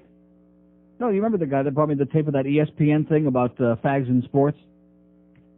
And basically it said... There's no fags in... the NFL or the NHL. That's what it said. No, and who was the one guy that who's now retired that kept saying, when somebody keeps saying, I'm not a fag, and keeps saying it over and over again, like, what's his name, like with a mustache? Not Tom Cruise, Selleck. forget Tom Selleck. Anybody named Tom. See, somebody that's real macho, they call themselves Tommy. They don't call themselves Tom. Right? Isn't that the way it works? Uh-huh. Yeah, if you're real butch, you call yourself Tommy, and you don't worry that somebody might think that's kind of like a, But if you're if it's a cover-up, you say, "Oh, I'm Tom." You wouldn't call me Tommy Selleck, would you? No. But the people that are always spending all of their time denying vehemently that they're not fags, generally it turns out. But anyway, that piece was the biggest whitewash, because all it said was, There's no fags in sports, is what it said. And about the rumors about Steve Young and Troy Aikman and stuff like that. We know that those are just rumors, don't we? No. And not only that, but what difference does it make? So come out wherever you are, okay, and stop with a bullcrap. And much to my amazement, reading that crappy book I was telling you about, even Lily Tomlin, she won't say the word. She will not say that she is a lesbian, even though everybody knows that she is, and even though she wouldn't deny, but she just won't come right out and say, I'm a dyke. Why not come on TV at noon today and say, I'm a dyke? And everybody go, oh yeah, huh? So what else is new? That's like Ellen. The big song and dance they made about Ellen, like that was a bulletin. Ellen's a dyke? Yeah. Oh, okay. What else is new? Jesus, maybe if you're blind, deaf, and dumb, you didn't know that Ellen was a bull dyke. We have an open line in Day 2 in Broward. 5-6. So thanks for the tape, but no revelations as usual, because everybody's cowering in their American closets, baby. They're cowering in there. Even Bill Cower is cowering in his closet. Here's a mobile in Coral Springs. Hello. Coral Springs? What is it? You got me? I got you. Okay, listen. Sounds just like you or your twin brother. That's right. I only respond to that last caller. Which one? Just leave Billy alone with his slick Willie. Yeah. Okay, and I'd like to give an example of pro sports in general by saying hello to one of our old friends, Bryan Cox. Yeah. And playing the Bryan Cox song. Okay. Thank you, sir. And have a great day. Bye. Oh, is that thing called the Bryan Cox song? I didn't realize that. Where the hell is the, wait a minute. I don't even want to hear about the negative stuff. We got it done. How or why, I don't. Well, that wasn't the song, but I forgot that we even had that in there. That's almost as good as the Buffalo Bills fight as Booger Belmonte. Okay, so where is that damn foul-mouthed dolphin things anyway? All requests they hear on a Monday, do they care? Are they interested? Absolutely not. That's okay. We'll just keep plowing along. Rude, obnoxious, foul, and distasteful. The dolphins are cursing, and man, it's disgraceful, 'cause Bryan Cox and the rest of them are saying, "Suck my d***, make my balls shit on you, motherfucker." Words of love they toss in the microphone. The dump button just can't seem to be left alone, and all of this is because they like saying, "Suck my d***, make my balls shit on you, motherfucker." Oh, but they play football badly. How do you say that? How did the Patriots kick their ass? Look, my when will they make it to the Super Bowl? But with an attitude as bad as theirs, they're tossing our hopes down the stairs. Oh, man. Rude, obnoxious, foul, and distasteful. The Dolphins are cursing, and man, it's disgraceful. 'Cause Bryan Cox and the rest of them are saying, "Suck my d***, lick my balls, shit on you." Yes, they're saying, "Suck my d***, lick my balls, motherfucker." Oh, they're saying, "Suck my d***, lick my balls, shit on you." "Suck my d***, lick my balls, shit on you, motherfucker." 24 till noon at 560 WQM. There's your happy holiday wish from our good friend Bryan Cox, number 51 of the Jets, who was the first one, by the way, to go over and throw his arms around Bill Parcells there after the Jets' victory over Buffalo on the Saturday. You know, I said to myself, he's an asshole, just like he always was. Two open lines in Dade, 2 in Broward, 5670560 and pound 560 on the AT&T wireless line. Here's Pembroke Pines. Hello. Hey, how you doing, Neil? Great. First off, heard you had a good performance at Boards the other day. It wasn't good. It was sensational, man. We had a turnout. When I got there 10 minutes till noon, they were already lined up, and it never stopped for 2 hours. That's good. $4,300. Well, you know, how was I didn't hear anything about, how did the scoreboard operate Saturday night? Was there any problems or no? Scoreboard operated okay. We still couldn't see the red light come on when a goal was scored from our sit, and then we had like one toot of the horn in the third period briefly, but the play kept going on. And the escalator worked. All right, the escalator they finally got fixed. Nice going there, guys. Well, you know what? During the soccer game last night, 3 times in the first half, the horn just inadvertently went off. Right. And it was and then they couldn't get the penalty up or anything like that. They got a horn problem over there. I think somebody ought to work on their horn. They got a horn problem at the Macarena. Well, then they sent some guy down to the scorer's box, and he's writing a novel down there, 2-page report. And we're like, what's that going to do? He's like, oh, I got to give this to one of the guys. I hate to break the news to them. It's the first day of winter, and, you know, they've been open for 4 months, 5 months, whatever it's been now, and you think that they'd have their problems straightened out? And it only get their horn straightened out? Well, the building only costs, what, $186 million? Right. I think that's a good buy. Yeah. Just like Republic stock. Right. But, okay, can I get a... Better you than me, yeah? Can I get a request? Sure, because you're the only caller on the board, whatever you want. If you want like 20 or 30 of them, go right ahead. Can I keep talking for a while then? Can you what? Keep talking then? I mean, yeah, go ahead. Okay. Well, so we're going to... Panthers going... Okay, see ya. Okay, 22 till... now, listen, I mean, if he was the only call on there, and plus he missed his request, he blew the opportunity. Just like Monica, he blew it. 22 till 12 at 560 WQM, or our number in case there's anybody alive out there that wants to hear something today. And if not, I got plenty of stuff I want to hear, which usually is a lot better than the same old tired stuff that our callers want to hear. 5670560 and pound 560 on the AT&T wireless line. They're smoking it out in the Everglades. You're strutting casually down the street when a man comes up to you looking beat with telltale traces of hippie on his chin. You say howdy and he says hi, got anything that'll make me fly? And if you do, I surely wish you'd let me in on what you're dealing, brother. In your mind you start to ponder what to turn this fellow on to, and then you get a look into his eyes. You find his beard is only makeup and his line is purely fake up. Then and only then you realize that he's your friendly neighborhood narco agent, friendly neighborhood narco man, courtesy of your local FBI. Oh, your friendly neighborhood narco daddy, all American thinking steady, there to trip you up while you are high.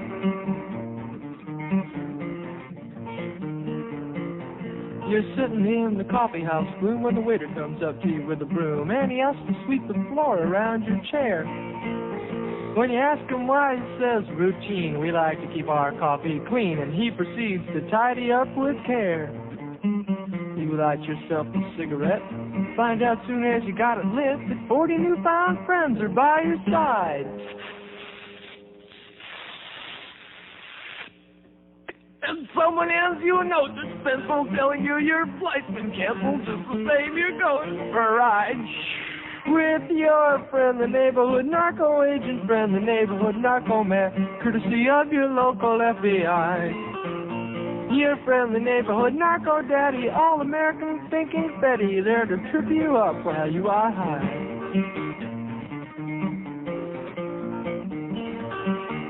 Now you duck into an alleyway thinking, hey, maybe I can cop a J and get back before the boss finds out I'm gone. Okay. Remembering the golden rule, you look both ways, make sure it's cool, and when there ain't a soul for miles around, you clutch your baggie full of weed and careful not to spill a seed, you roll a joint as big as Baltimore. And as you drag in a helicopter, drop the paddy wagon, and guess who's standing smiling by the door? It's your friend, the neighborhood narco agent friend, the neighborhood narco man, courtesy of your local CIA. Your friend, the neighborhood college dropout, undercover cop or cop out, keeping law and order bright and gay. Yes, you find out that the freak you trusted is the thing that got you busted. And 20 years is a long time to stay on the ground.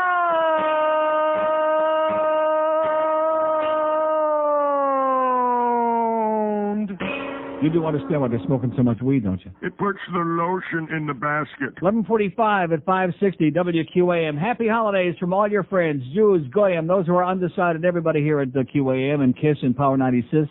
We're upstairs. Thank God they're upstairs. Not that we don't like some of those people up there and some we could live without, but they're upstairs and it's a lot quieter. And you notice here on the second floor, we're kind of liking it. Here's West Palm Beach. Hello. Hey, Neil, how you doing? Okay. Can I have a request for that Star Wars song?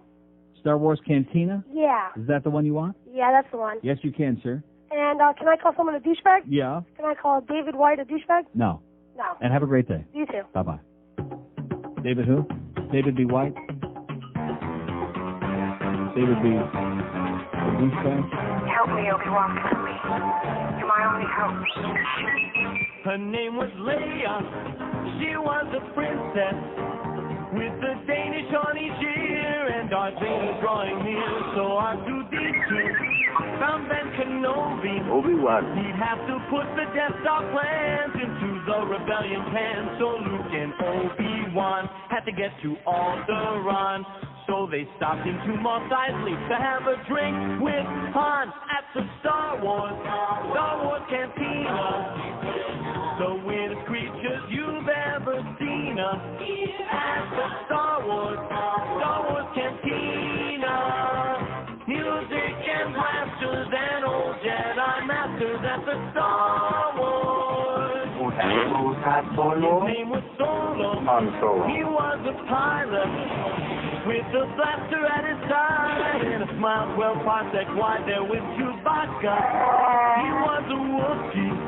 They met with Luke and Obi-Wan about the Millennium Falcon docking Bay 94. Stormtroopers at the door with a flash of Ben's lightsaber. Chavez and arms on the floor. The Star Wars Cantina. The weirdest creatures you've ever seen at the Star Wars Cantina. Music and blasters and old Jedi masters at the Star Wars. Mos Eisley faithful. You will never find the more wretched hive of scum and villainy. You must be cautious. His name was Yoda. He was a Muppet. Darth Vader was so bad, and by the way, he's Luke's dad. Luke kissed his sister. His hand got cut off in that galaxy far, far away. Lucas had a lousy day. Boba Fett was so mean. Jabba had bad hygiene. Why didn't they all just relax back on Tatooine at the Star Wars Cantina? the weirdest creatures you've ever seen. At the Star Wars Cantina. Music and blasters and old Jedi masters at the Star Wars. The Force will be with you. Always.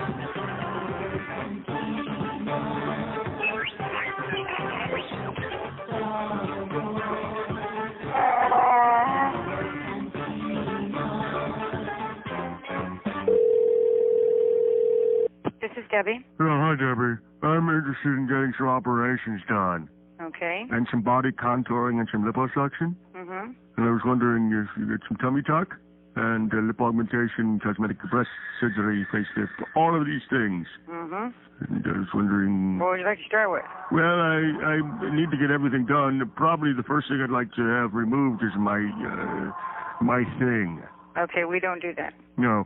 Could you do breast implants, though? It can be done, but I don't know that it would do the right way. It puts the lotion in the basket. Mm-hmm. How much? 5,000. Excellent. I'd like to have my skin resurfaced, too. Mm-hmm. Laser surgery. Mm-hmm. Have the lambs stopped crying yet, Mommy? Excuse me? Don't hurt Mommy's little baby. It puts the lotion in the basket. I'd like to get the liposuction that I saw on TV. Okay. Can you make me look more like a woman? Well, we'll have to see you first, and then upon looking at you, we can tell you that when we see you. Should I wear my skin suit made of body parts, Mommy? If you'd like to. It puts the lotion in the basket. Would you like to make an appointment? Yes. Okay. There is a $100 consultation fee. That's fine. Okay. Okay. My name is Buffalo Bill.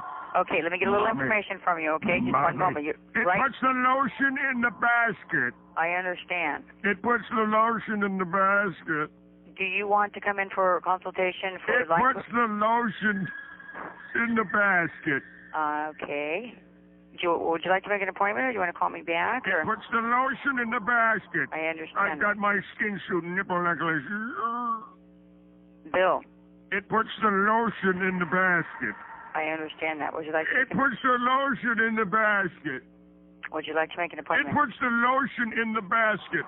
Okay, I will talk to you another time, okay? It puts the lotion in the basket. Hello? Okay. It's 9 before noon at 560 WQM. Hank Goldberg from Shula Steak 2 at 2 o'clock. And then we got at 4 o'clock, 400 hours of pregame before tonight's big Dolphin Bronco game. Anybody going to be listening to that pregame? No. For like 600 hours so we can get all the spots in? Anybody interested? No. Here's Miami. Hello. Do you think the Dolphins will win tonight? Do I think they'll win tonight? Yeah. They will either win or lose tonight, sir, yes. And how do you think the running game will fare? And what do you think the point spread is? Okay, we have an open line. That must be the asshole that called this morning on the worst team. Now, this guy's brighter than that guy, because the guy this morning was serious. How do you think they stack up? And what about those that secondary? What about those defensive backs? And what about the wide receivers? And what about the tight end? Oh, God. Somebody calling in on this show asking about tight ends. You know what that sounds like? That's a gay club, you moron. Here's Miami Beach. Hello. Yeah, Neil. Yes, sir. I have a question to ask you. Yeah. You know that Jack Nicholson skit you play about freaking fries? Yeah, that we will not be playing today. All right, that's cool. I don't want you to play. I just no, want to ask you a it's question. old and bro. ponderous, yeah. 5 Easy Pieces. Is that where that movie comes from, Karen Black? 5 black pieces? 5 Easy Pieces. Yeah, 5 black pieces, huh? That's where it comes from.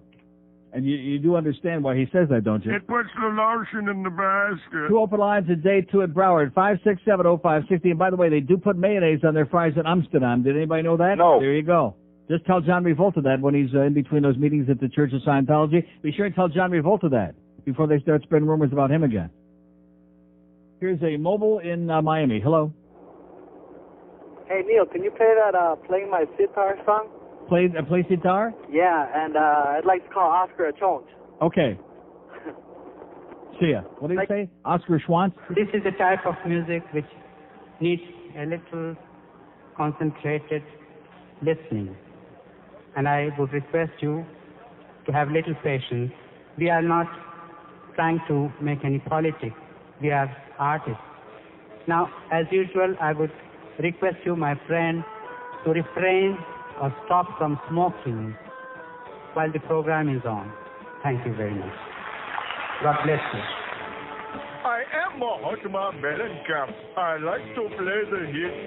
But unlike your Madonna, don't expect to be seeing my kids. I take the stage, I am a rage. Oh, I like to sing. And when I'm done, those red dot babes want to be doing the wild thing. Play guitar! Play guitar! Play guitar! Oh, my God. I like to play this Hindu town in the ballroom at the Hyatt. And like your Axl Rose, when Muslims come, there'll be a riot. I don't need people smoke or chase the babes around the bar. I am one bad dude when I pick up and play you my guitar. Play guitar! Play guitar! Play guitar! Oh my God!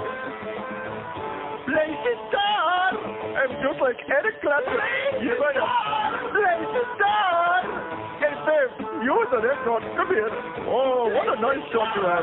May I touch your dot? Oh, that dot is so hot. I always thought it was cable hookup. Oh, come here, baby. Watch me. Play guitar. I do it just for you, you beautiful singer. Come here. This note's for you. Watch me. Play guitar.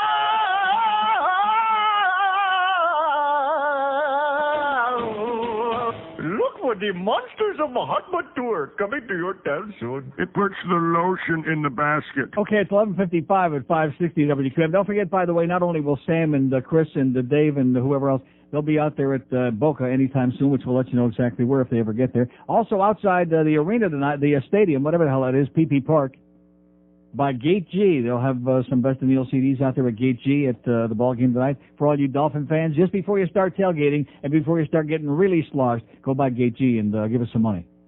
4 minutes till noon at 560 WQAM. The Neil Rogers Show, now on 560 WQAM, Miami, Fort Lauderdale. It's Monday. Oh God, Friday seems so far away. Boy, here I'm trapped in this office to stay. I feel like crap, 'cause it's Monday.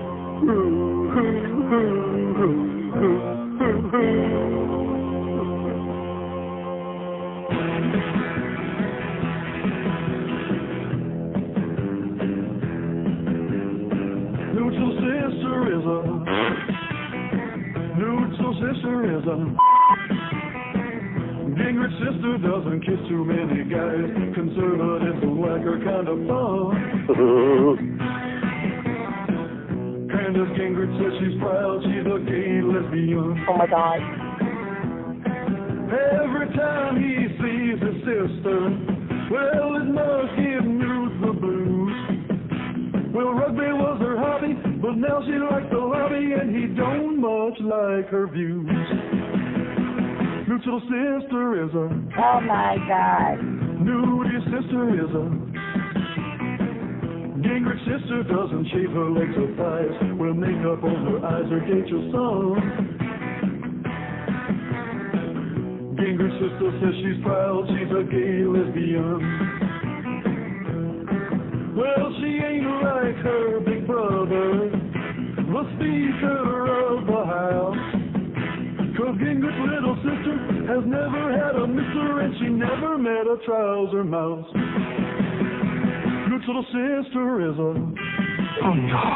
Newt's little sister is a... Gingrich's sister doesn't kiss too many guys. Conservatives don't like her kind of fun. Candace Gingrich says she's proud, she's a gay lesbian.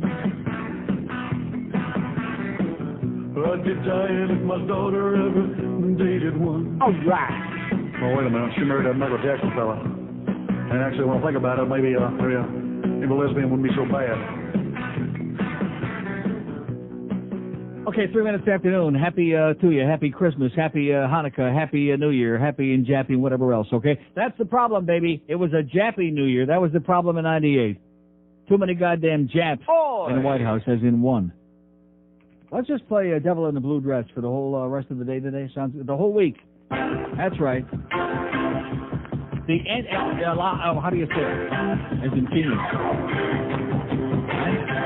La Anticrista? Anti-Monica? Bitch. And don't forget Mrs. Lewinsky, too, the mama, your mama, that's right. That's what we ought to string her ass up and just say your mama while we stone her to death. Oh, yes, give me that dress immediately. I'll save it for you. She was probably sniffing a stain on there, no doubt. Just to make sure who was naughty and nice. She was sniffing it. And the dress, too. Bitch. Anyway, here's a bizarre fax from our good close friend Joel in Fort Myers, who obviously has had a lobotomy, which is why he has that knot in his head. Oh, that's why we call him Frankenstein. It says, some people get it. Last week I had to send some technical information to my main office in Tampa. The information was self-explanatory, so I had nothing of value to put on the fax cover sheet. I wrote in the comment section, it puts the lotion in the basket. Signed, Buffalo Bill.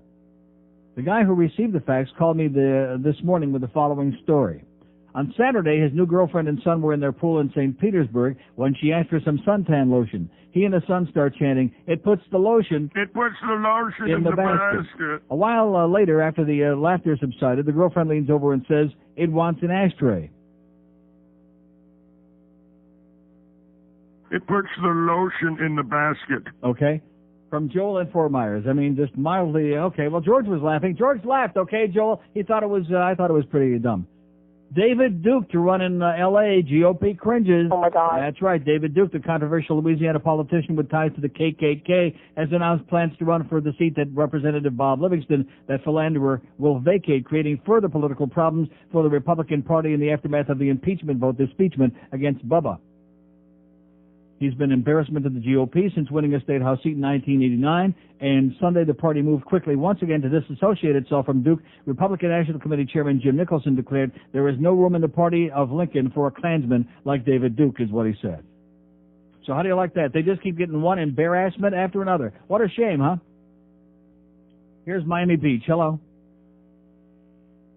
Miami Beach. Hello. Yes, sir. Hey, Neil, I just wanted to let you know I'm pretty popular with the sport talk shows up in Boston. Yeah, I'm right. How do you like that guy? That was unbelievable. Uh-huh.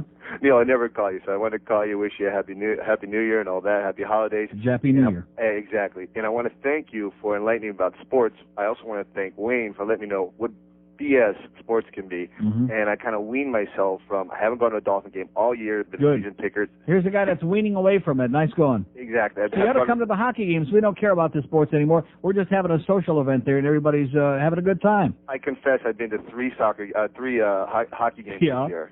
And did a couple soccer games when I was traveling in South America, like Botafogo and Boca and Buenos Aires. I beg your pardon, yeah. And I want to clarify something about these evangelicals at the Orange Bowl. Did he say Botafogo? Yes? Yes. And this guy that's heading this thing in the Orange Bowl is from Argentina. What thing? The revival, the evangelicals. Oh, you're talking about the anti-fag thing? Exactly. Yeah. He's Argentinian. He's not Cuban. I know you always rag on, homophobic. Hey, listen, he had his 80 Cubans there, his 16 Cubans with their little kids schlepping out there. He had them. Maricon. As soon as those old Julios, as soon as they hear Maricon, they come running. Neil, can I have a Believe me. request? And call On the their knees. feedback? Yes, sir. Go ahead. First of all, the request is, can I have the Phil Henry tap dance, that thing, whatever that's called? The Phil Henry tap dance? Yeah. The aborted fetus thing. Phil's twisted. Right. Yeah, okay. And then... Or instead of that, how about... No, we don't want him. No, okay. no. And then lastly, douchebags, Pastor Agüero, Ignacio, sos pelotudos, boludos, douchebags. And Besame cool, all right. Okay, and have a great whatever. See you. The manager told me that I was right out of my head. And then he said Phil Hendry was using a voice instead. Such lies, I didn't listen to his jive. I knew all along he was all wrong, and I knew that he thought. Are you sure? That I was crazy, but I'm not. Oh no. Yeah, but wait a second. The manager told me that I was a little confused, and I said, hey, Bobby, I didn't call to get abused this way. I heard his show just the other day. I think you ought to know what he did on his show. I was very appalled. That's the reason why I called. Yeah, but let me say something first. This woman named Margaret calls the show quite a lot, and I don't want to listen to that stuck-up old snot. I know you think Phil is a genius, and that it's okay if you feel that way, but knew what I say. I didn't think it was a bit funny, especially when he talked about the aborted baby fetuses with the cocktail sauce on top. Yeah, but are you sure? The manager told me Yeah. that I could use some couch time, but I should have maybe. Yep. You'd let me speak my mind. You'll find I didn't think it was very kind when baseball was played by the crippled and blind. And to make matters worse, Yeah. passion phones with Sonny Hirsch. Oh no. All right. The manager told me Yeah. that I was right out of my head, and then he said, "Lady, you're too easily misled, 'cause you should know Phil Henry shows unique and new. So why don't you relax and have a volume or two, 'cause you don't know if you've got to talk to Bobby Green or not, and you know 3 voices are better than 1. Okay. 9 minutes afternoon at 560 WQM. So anyway, they're out there with the QM van, which I apologize, I forgot all about it. Well, we got so many important things going on here today, don't we? No. They're on the southeast corner of Glades and Butts Road. There was such a place in Boca, okay? At the Amico station on the southeast corner of Glades and Butt Road. I can't say that. But. Road. In the Amico station, they got the best of Neil, and they replenished whatever they got, okay? They took a bunch of stuff out of the Grove where they hate me like poison, and so we got all the stuff you want. So let's go by there and cut loose with some more cash for Center One. We can go over 110 grand this week. Sounds good to me. It puts the lotion in the basket.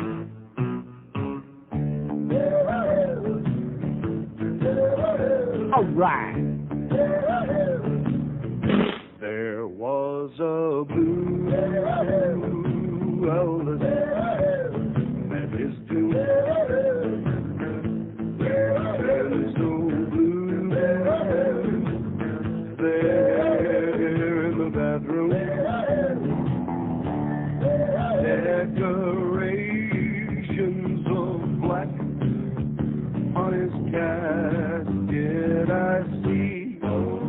Boy, means that he won't cut any more LPs. I'll visit you, Elvis, in Graceland. There is next to Silas and Vernon. You weren't feeling quite right, then your face turned all white. Oh, then you turned blue, Elvis. Goodbye to you, Elvis, forever. That you're still the king up there in heaven.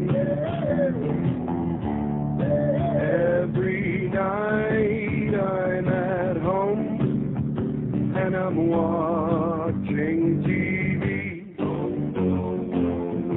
I have to sit through all his dumb movies and listen to Elvis whenever he starts to croon. It's now or never. But as I watch his flicks and I look at all those chicks, I wish I knew if they blew Elvis. Oh, which one's blue Elvis? Yeah, they blew him. Blue Elvis. 1217 at 560 WQAM. Hey, by the way, there's a very important message for all you kids out there who are out of school right now from this Bubba Gate thing. And that is, if you're going to mess around, if you're going to get some illicit blowjobs in the oral office or wherever it is, at least be a little bit sanitary. Always have a something in, towel, Kleenex. That's right. That's the message out of this. If it weren't the mess on the dress, would we be in this mess right now? No. No way, Jose. So be a straight shooter like Peter North, okay? That should be a good lesson for all you people out there. Just watch Peter North. He'll show you where to shoot it. We have an open line in Dade and 2 in Broward. 5670560, pound 560 on the mobile one line. I love all these people in the media, and even these people in the Senate. Well, you know, it was wrong, and it was disgusting, and it was unacceptable, and there needs to be, we just can't let him get off scot-free, yada, yada, yada. Well, what was the big deal with it? She went there with her presidential knee pad. She was out there to service El Presidente. He, you know, a quickie here, a quickie there, little quickie on the phone every now and then, little squirt, squirt. And so he had bad aim. You've heard of the gang who couldn't shoot straight. We got the president who can't shoot straight. Okay, big stinking deal. Should be our worst problem. Oh, it's disgusting, and we have to have a censure, and it was absolutely wrong. And what do we tell our kids? Here's a mobile in Palm Beach. Hello. Yeah, hi, Neil. Can I make sir. a request? Absolutely. The Dow is up 155 points, by the way. Oh! Yes, go ahead. Yeah, the Darryl Strawberry, Dwight Gooden song. The what?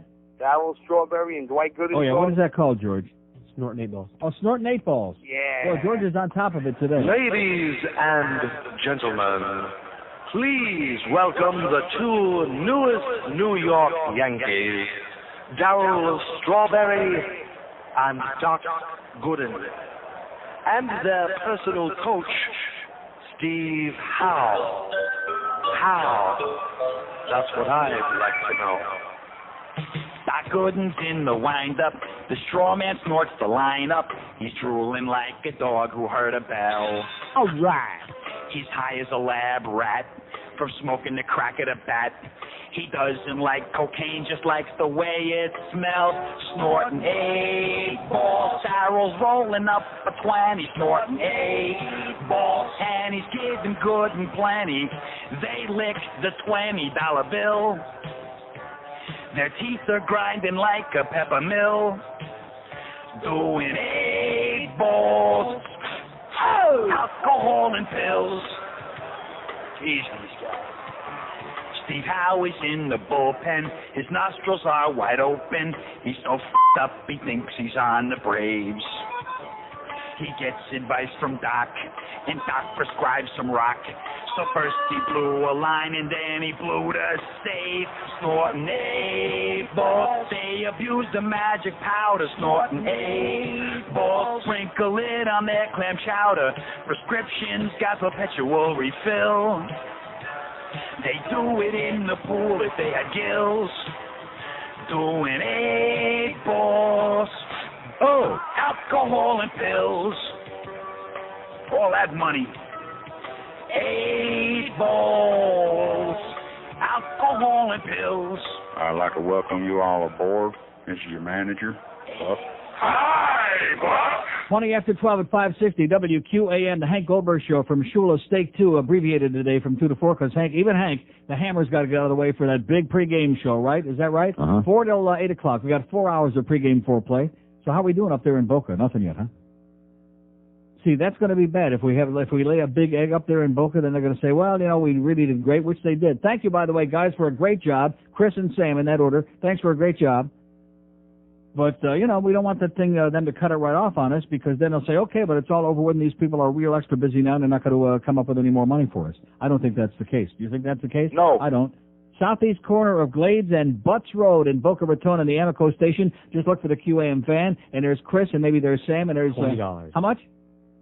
20. So in other words, we got one. So, well, I only mentioned that we do this every day. This is like neurotic repetition. They don't get the message that people aren't just sitting there on their hands and knees waiting like right on the corner there. Okay? Too many ifs and But. is the problem. They'll be there, the corner of Glades and Butts Road. They'll be coming from Boynton Beach and Boca and Delray and all over the goddamn place, won't they? No. Yes, they will. You watch. To get their Best in the CDs. And do we still have the Free Dolphin T-shirts for everybody who comes by the way? No. Oh, we don't? Well, why you should have lied a little bit? I mean, They don't? It wants an ashtray, by the way. That was mildly amusing. And in fact, you know something? It would have been okay if I would have known that it came from Joel, from Frankenstein, because he's a good guy. He's just not too funny, unless you look at him. Open line at Day 2 in Broward, 567-0560. We got our first $20 in Boca. Anybody, do we hear 40? No. Come on, let's get with it there, will you? Christ almighty, they schlep all the way up there, and by the way, I was the one that suggested it, so we damn well better do well up there. They're going to be really pissed off. And they're going to start making up stories about me like they make up about some of the other people on this. Oh, they're not made up? Okay, let's go to Miramar. Hello. Neil, Yes, sir. I don't know if you've been seeing them on the TV lately, your two favorite actors. Yeah. Charlton Heston was on 60 Minutes last night. I saw like a bit. 60 Minutes was pretty weak. I went over to Dateline last night. 60 Minutes was really bad. Well, your other favorite actors have been hanging around. As soon as I saw Moses there in the beginning, I went, "You son of a bitch." Who's the other one? John Travolta's been spouting his The Scientology. Get it right. Yeah, and he's been on the ABC show 2020 last night, A&E's investigative reports. Like they're all being ticked on trying to defend themselves. Mm-hmm. And also too, whatever happened to the Sonny Hirsch 99? Long gone. Oh man. Yeah, isn't that a bitch? Too bad. No 99. May I request something? In fact, I think it was 989. Yes. Guitar man singing "Smoking My Christmas Tree." Smoking My Christmas Tree? The Christmas song. Oh, well, we got to get the right names, man. I'm old and, okay. Have a great one, pal. The Christmas song? What the hell is that? 'Twas the night before Christmas, and all through the house, not a creature was stirring, not even a mouse. I couldn't sleep, so I lay there in bed, with my 9mm close to my head. I heard a noise and I jumped up to see what in the hell all the racket could be. I looked around the corners, quite hard to believe. I saw Santa, but he did not see me. I stood there silently, I didn't make a sound. He pulled toys from his bag and he spread them all around. He filled my stockings with cartridges and then he sat down. But what I saw next is most sure to astound. He walked to the tree and he tore off a branch. He reached in his pocket and he pulled out a match. Scraped off some needles, stuck them in his pipe. Then he struck the match and he gave it a light.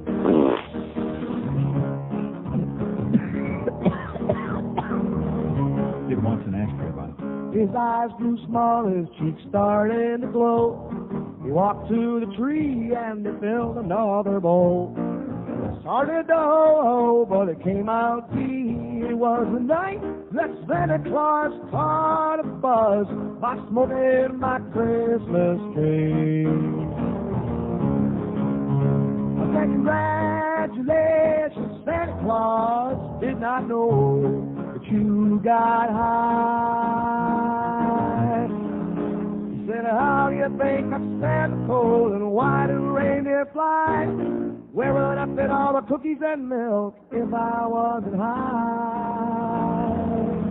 And that was the night that Santa Claus caught one buzz by smoking my Christmas tree.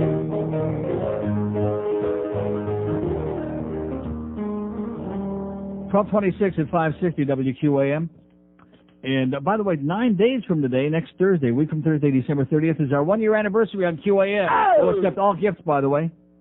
Anything worth more than like 30 or 40 bucks, we'll accept it with a smile on our puss.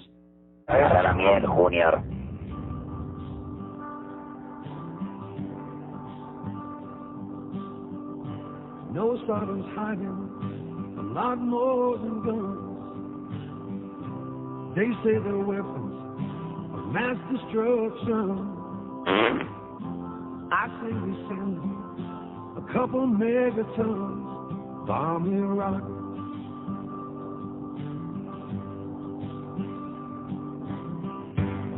In the Gulf War, let him off the hook. I think it's time to give his butt a whoop. So it's time to load those B-1s up, bomb Iraq. Yes! Bomb Iraq.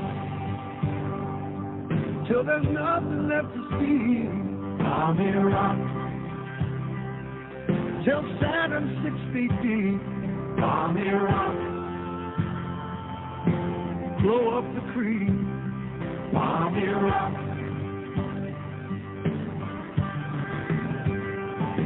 And they say he's got some drugs and chemical look him up on Scud. If we land the prayer, we better beware, because some of them smells won't be good. Tommy Rock, yes! Bring it to an end. Tommy Rock, blow him up again. Tommy Rock, fly on CNN. Tommy Rock, yes! Ooh. Tommy Rock, toss this stupid ball. Tommy Rock, from here to kingdom come. Tommy Rock. By the way, it wants an ashtray. 12:32 at 560 WQAM on a great Monday. Was this a great day or what? No. Yes, it is. Come on. Just because you won a goddamn religious show yesterday. Can you believe that? This man has no shame whatsoever. Little Jew boy with the suspenders, he goes on there with Robert Schuller because he has him on his show and Jerry Falwell and every other right-wing lunatic who's always his best friend, you know, his close personal friend. Did anybody out there see that piece of crap? Piece of walking turd on a Reverend, on a Crystal Cathedral? You're flipping the channels and it's a question of which one is the most unctuous of them all. And they're beyond the shadow of a doubt. It was him. So anyway, we got $140 up there in Boca already. I told you, it always starts every day the same way. And they're always, wah, wah, they're crying over there. It takes a little while to build up momentum for our listeners to zoom in, to zero in on that location. On the southeast corner of Glades and Butts Road in Boca at the Amoco station, where you'll see that big, neat QAM van that we probably traded out with somebody, no doubt.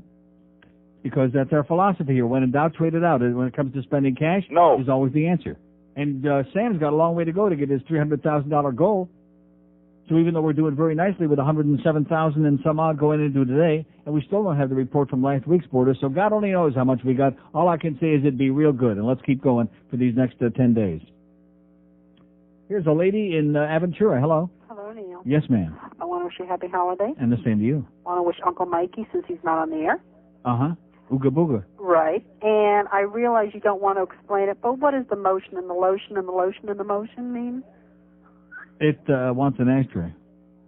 It's from, did you ever see Silence of the Lambs? Yes, and I can't figure out what it's, I realize the skin and all You saw that. the movie and you don't understand what it means? No. When he says... It puts the lotion in the basket. Well, you got to watch it again and be watching when she's down there in the pit. You have to watch it again. I'll watch it again. Trust me. Okay. Have a happy... You'll wet your pants when it gets to that point. Okay. Okay. Bye. See ya. That's right. Everybody go out there and get Silence of the Lambs again. I thought I had a copy of that at home, and I scoured yesterday. And do I have a copy of it? No. Because even I wanted to watch it again. Don't have it. I can't find it anywhere in town. Really? I've looked around. Well, there you go. You won't find it because this show again, it's like fish food when we first started pumping it. Anybody out there pumping it? I bet they are. And the same with everything else. 180, and Sam says they paid for the van. They paid for the beer and the van? Well, Sam would know about paying for it. Or no, he's not the one. We have an open line in Dade and 2 in Broward. 5670560 and pound 560 on the mobile one line. What's wrong with paying for it, huh? Unless, of course, you don't have to, which is always a lot better. That's what I say. Here's a mobile in North Miami. Hello. Hello, Neil. Yes? 2 very quick ones, sir. What we've been missing since 1991, Daz Boots, and also Stuck in the Temple with Jews. It's the best, and you never play it anymore. Who is this, by the way? Mark. Mark. Mark. Mark? Yes? In the dark? I'm Mark in there, I wish. Yeah. Is he still alive? I don't know.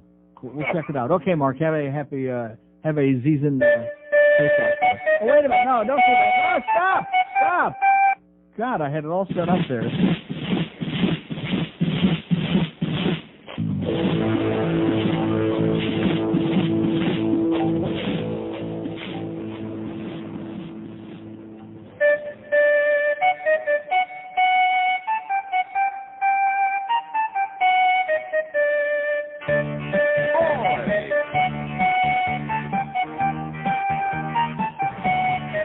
Well, I don't know why I came here tonight. I got the feeling that something ain't right. Put on a yarmulke and don't take it off. If you see your rabbi, say mazel tov. Schmucks to the left of me, putzes to the right. Here I am, stuck in a temple with you.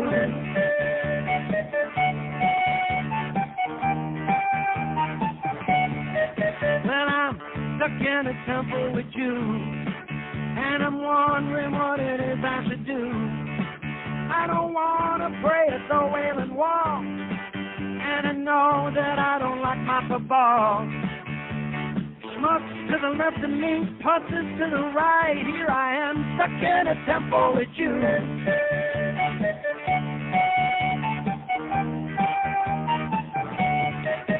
Well, you're in your daddy's business, but you claim that you're a self-made man. Then your Uncle Si comes over, asks you for a bagel and cheese.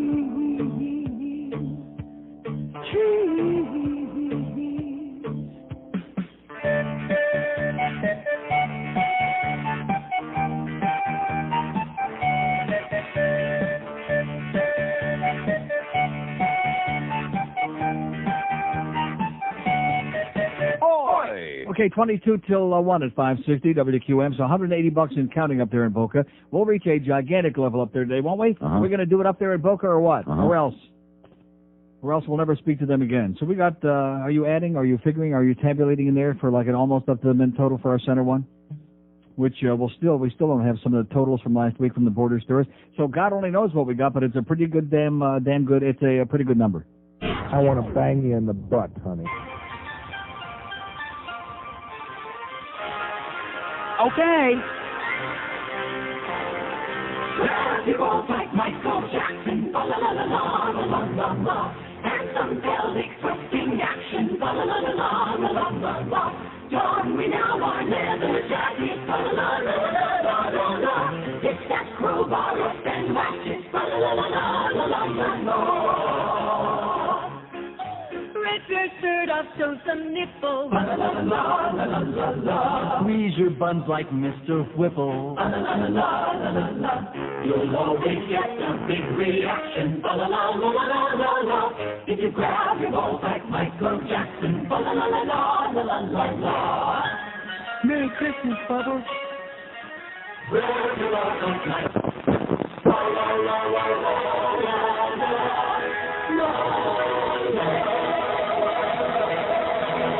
All right. 17 till 1 at 560 WQM. We've got 260 up there in Boca, and we're it's starting to pop up, baby. And the amount too, it's popping. 109,184 total. Is that right? That's what I got. 109,184 right up to the minute. Well, I say up to the minute. Plus some border stores that haven't reported in yet from the outlying precincts. So we definitely got over 110 grand right now. Oh! It's still 10 days to go. Nice going, Neil. I wouldn't be surprised if we wind up with 120 grand or thereabouts. 125 sounds like a nice number to me. I wouldn't be surprised if it's on the front page of the goddamn newspapers here, huh? Oh, yeah. Hey, listen. I'm holding my breath right now, right on the Herald, right under the masthead, the scum Sentinel, with that what's his name, Edward Mumser? Yeah. In fact, they probably have the morning line odds whether Neil Rogers makes it to 120 grand or not. Let me tell you, that's a little message for all you people out there of all ages. Don't ever do something good expecting in this town to get any positive publicity or any recognition about it, because it'll never happen. Unless your name is Wayne Hypinga or somebody who's already got a lot more publicity than he can handle and a lot more statues and monuments built to him. Just do it because you care about it, and that's good enough. 5670560, pound 560 on a mobile one line. We got 600 open lines at the moment on All Request Week. Here's a mobile in South Miami. Hello. Hey, how you doing? Ooga booga. And back to you. Hey, I was thinking, what do you think the funniest two bits are that you guys... I'm getting a little tired of that crap, I can tell you right now. Yeah, that's number one. Okay. And then how anybody can argue with me on this one. Yeah. The bridge tender is definitely one of the all-time. Mm-hmm. You think so? Yeah, that's if you haven't heard it the first 2 million times, it's okay. Is there any possibility? No. Okay. But have a great holiday. Okay, that leaves one call on the board, and boy, we got rid of him just in time. I mean, have a happy.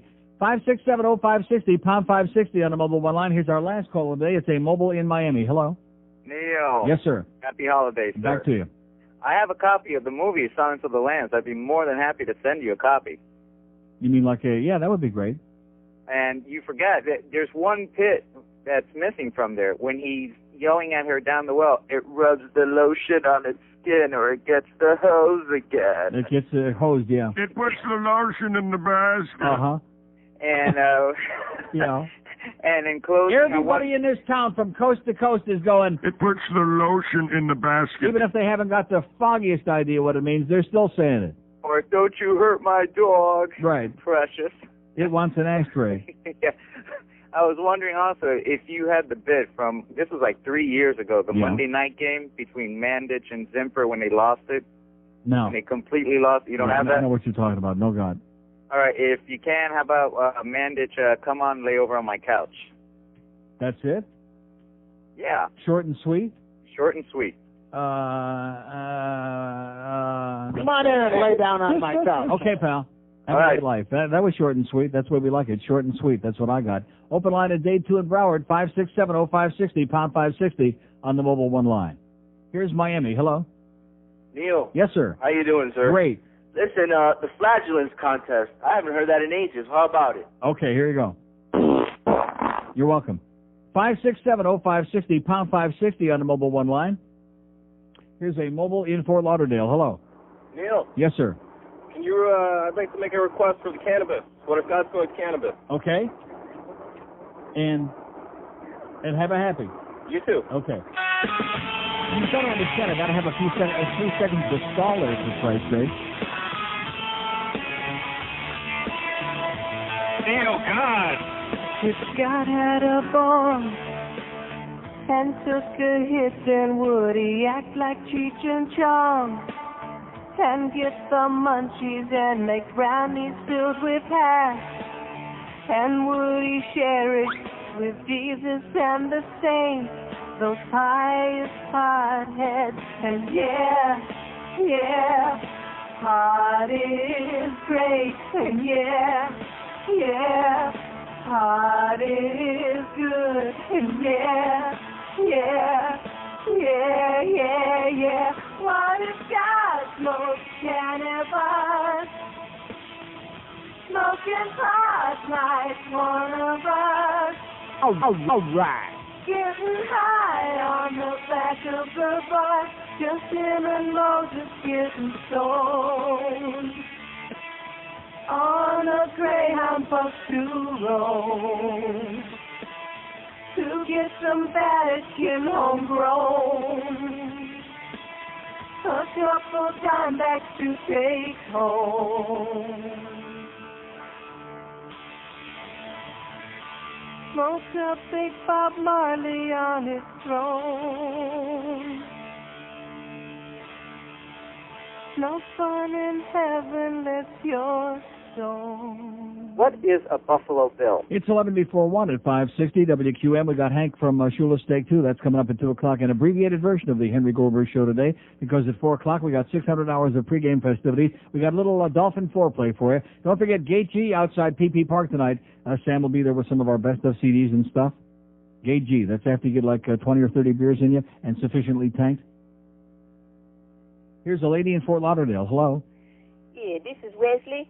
Can you play Prison Bitch for my daddy? It's Wesley? No, we can't, Wesley. Okay, bad phony accent too, Wesley.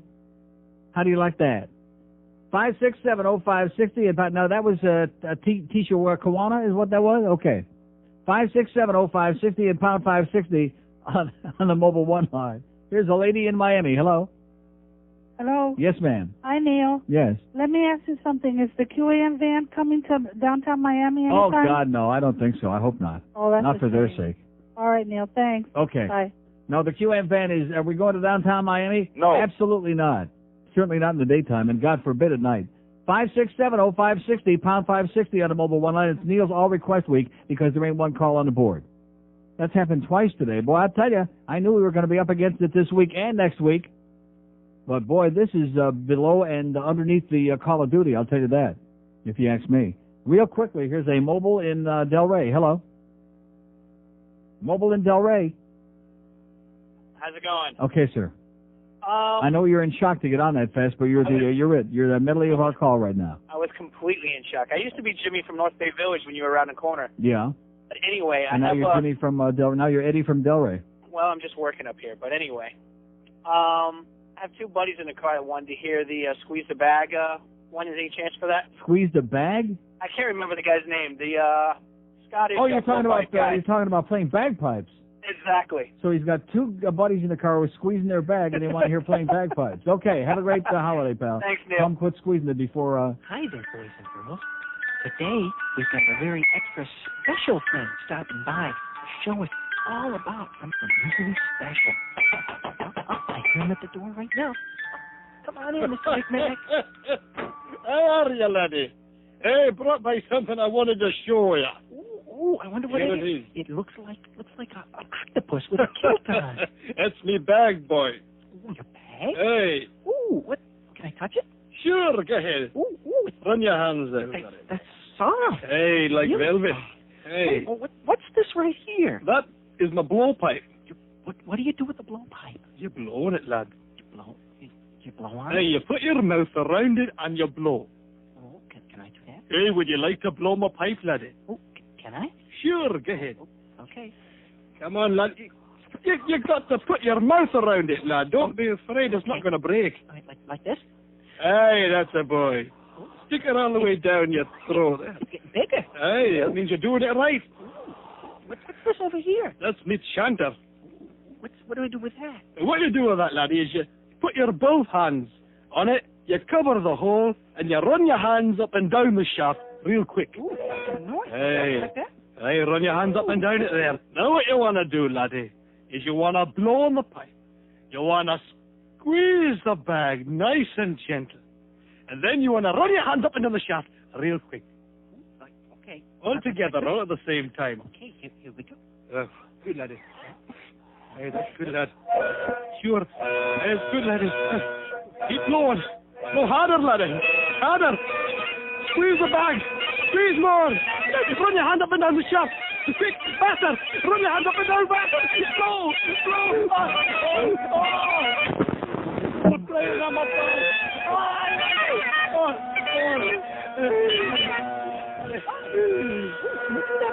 Do that again. After the catching me breath, maybe. 721 at 560 WQM. Our total up there in Boca is $340. We're doing it, baby. We're doing it up there at the Amico station on the southeast corner of Glades and Butts Road in Boca, where you'll see the QAM van. Just look for a couple of guys taking down phone numbers in their little black books, and that'll be Sam and Chris and the Ganze Mishpacha up there. $340. We'll go well over 500 there. Who knows what? $109,264 is our unofficial total right as of the moment. Man, you know something? You know why I feel so great today? Because I had last night a delicious hunk of meat. I'm serious. There's nothing. I always the next day feel so much better after I have a delicious hunk of meat at Ruth's Chris.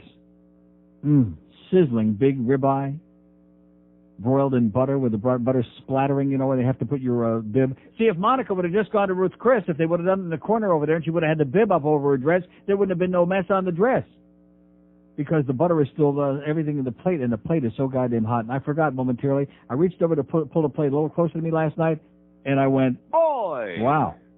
But just delicious, succulent. And I actually paid for it in a steak, too. Man, was that good. Do I love Ruth's Chris or what? I'm thinking of going there just every day. Every day and having a meal until I go broke in about a week. Here's a mobile in Kendall. Hello. You would go broke if you went there every day. That's what I'm saying. Yeah, it's not cheap. It's not for schleppers, but boy, it's worth it. Then you're no schlepper. Anyway, Neil. How can a guy like me afford to be eating at Ruth's Chris all these times? Yes. I don't know if anyone said anything to you, but Friday morning, I didn't get a chance to call you. I do have to admit, I listened to Zadie in the morning. Yeah. And one of your cronies called up and gave Mr. No Balls a pretty hard time. Good. He's copying all your material. Good. Yeah, that's right. Let him have it. He denied it, and so did his kiss-ass partner next to him. Yeah. So, just... Who, Omelet? No, the other putts. Young Ron Brewer. Because Omelet don't even look that good anymore, so screw him. Yeah, they're all pretty funny. They are entertaining in the morning, I have to admit. I wouldn't know. Better than the worst team. I'm pretty excited about Rick and Suds coming on in the morning in January. Then I'll have something to listen to on the way to work in the morning. Yeah, that ought to be interesting. And is there any... Can we hear Rasta Jew? Is that possible? Yes, it is. Don't be defensive when you say that. Say, I want to hear it, goddammit. Well, I'm a nice, 32-year-old circumcised Jew, so... Don't be so nice. And have a great holiday. You too. And happy Chanukah. Okay, we got the Rasta Jew coming. By the way, I love those people that come over and look at the CDs on those appearances, and they're looking and they see all of these great hysterical bits on it. Where's the Rasta Jew? It's not on it. Oh, and they drop it like on the floor, like somebody, like it was as hot as that plate of Ruth's Chris. like it was a hot potato, a hot latke. It's not on there, okay? And someday maybe it will be, and that's what we ought to do, like next year. Now that I'm enthused enough to say I'm going to do it again, at least one more year, is we ought to have, instead of doing it, we'll have the one with all the stuff for the next year, and then we'll have volume 2, which will be like Neil's Nuggets, but like more stuff that we left off. You know what I'm talking about. Like all these artists that do best of, parts 1, 2, 3, 4, songs they never heard of, but they're best of. 4 minutes before 1 at 560 WQA. It's the 1 to 2 hour. Hi, vey. Jamaica, Jamaica, Jamaica, Jamaica, Jamaica. Then I'm all along the seas in a fight. Jamaica, Jamaica, Jamaica, Jamaica, Jamaica, Jamaica. In the hockey seven in Jamaica, the sugar seven in Jamaica, kick not kill it in Jamaica. Then I'm all along the seas in a shame. Rasta me, Rasta you, Rasta black, Rasta Jew, Rasta Jew, Rasta Jew. I say I and I say woy yoy yoy. Oi! How come you don't wear dreadlocks? I'm not that orthodox. I like Jimmy Cliff, and I like that smoker split. I like man so bright. I am a Yiddish type of guy. Rasta me, Rasta you, Rasta black, Rasta Jew, Rasta Jew. Oh Lord, yes, Rasta Jew. I like goat soup, and I ride a motorbike. Chicken soup with Canada lamb, that's what I like. Have you ever tasted bread, fish, rice and greens, plantain and gefilte fish? That's much more my speed. Rasta me, Rasta you, Rasta black, Rasta Jew, Rasta Jew. I want me to tell you, Rasta Jew.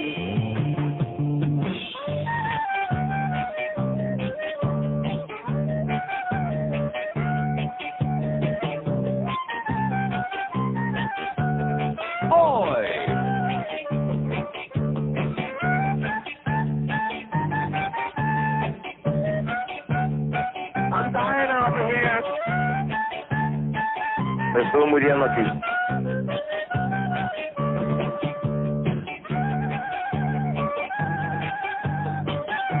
Oh, we're fine.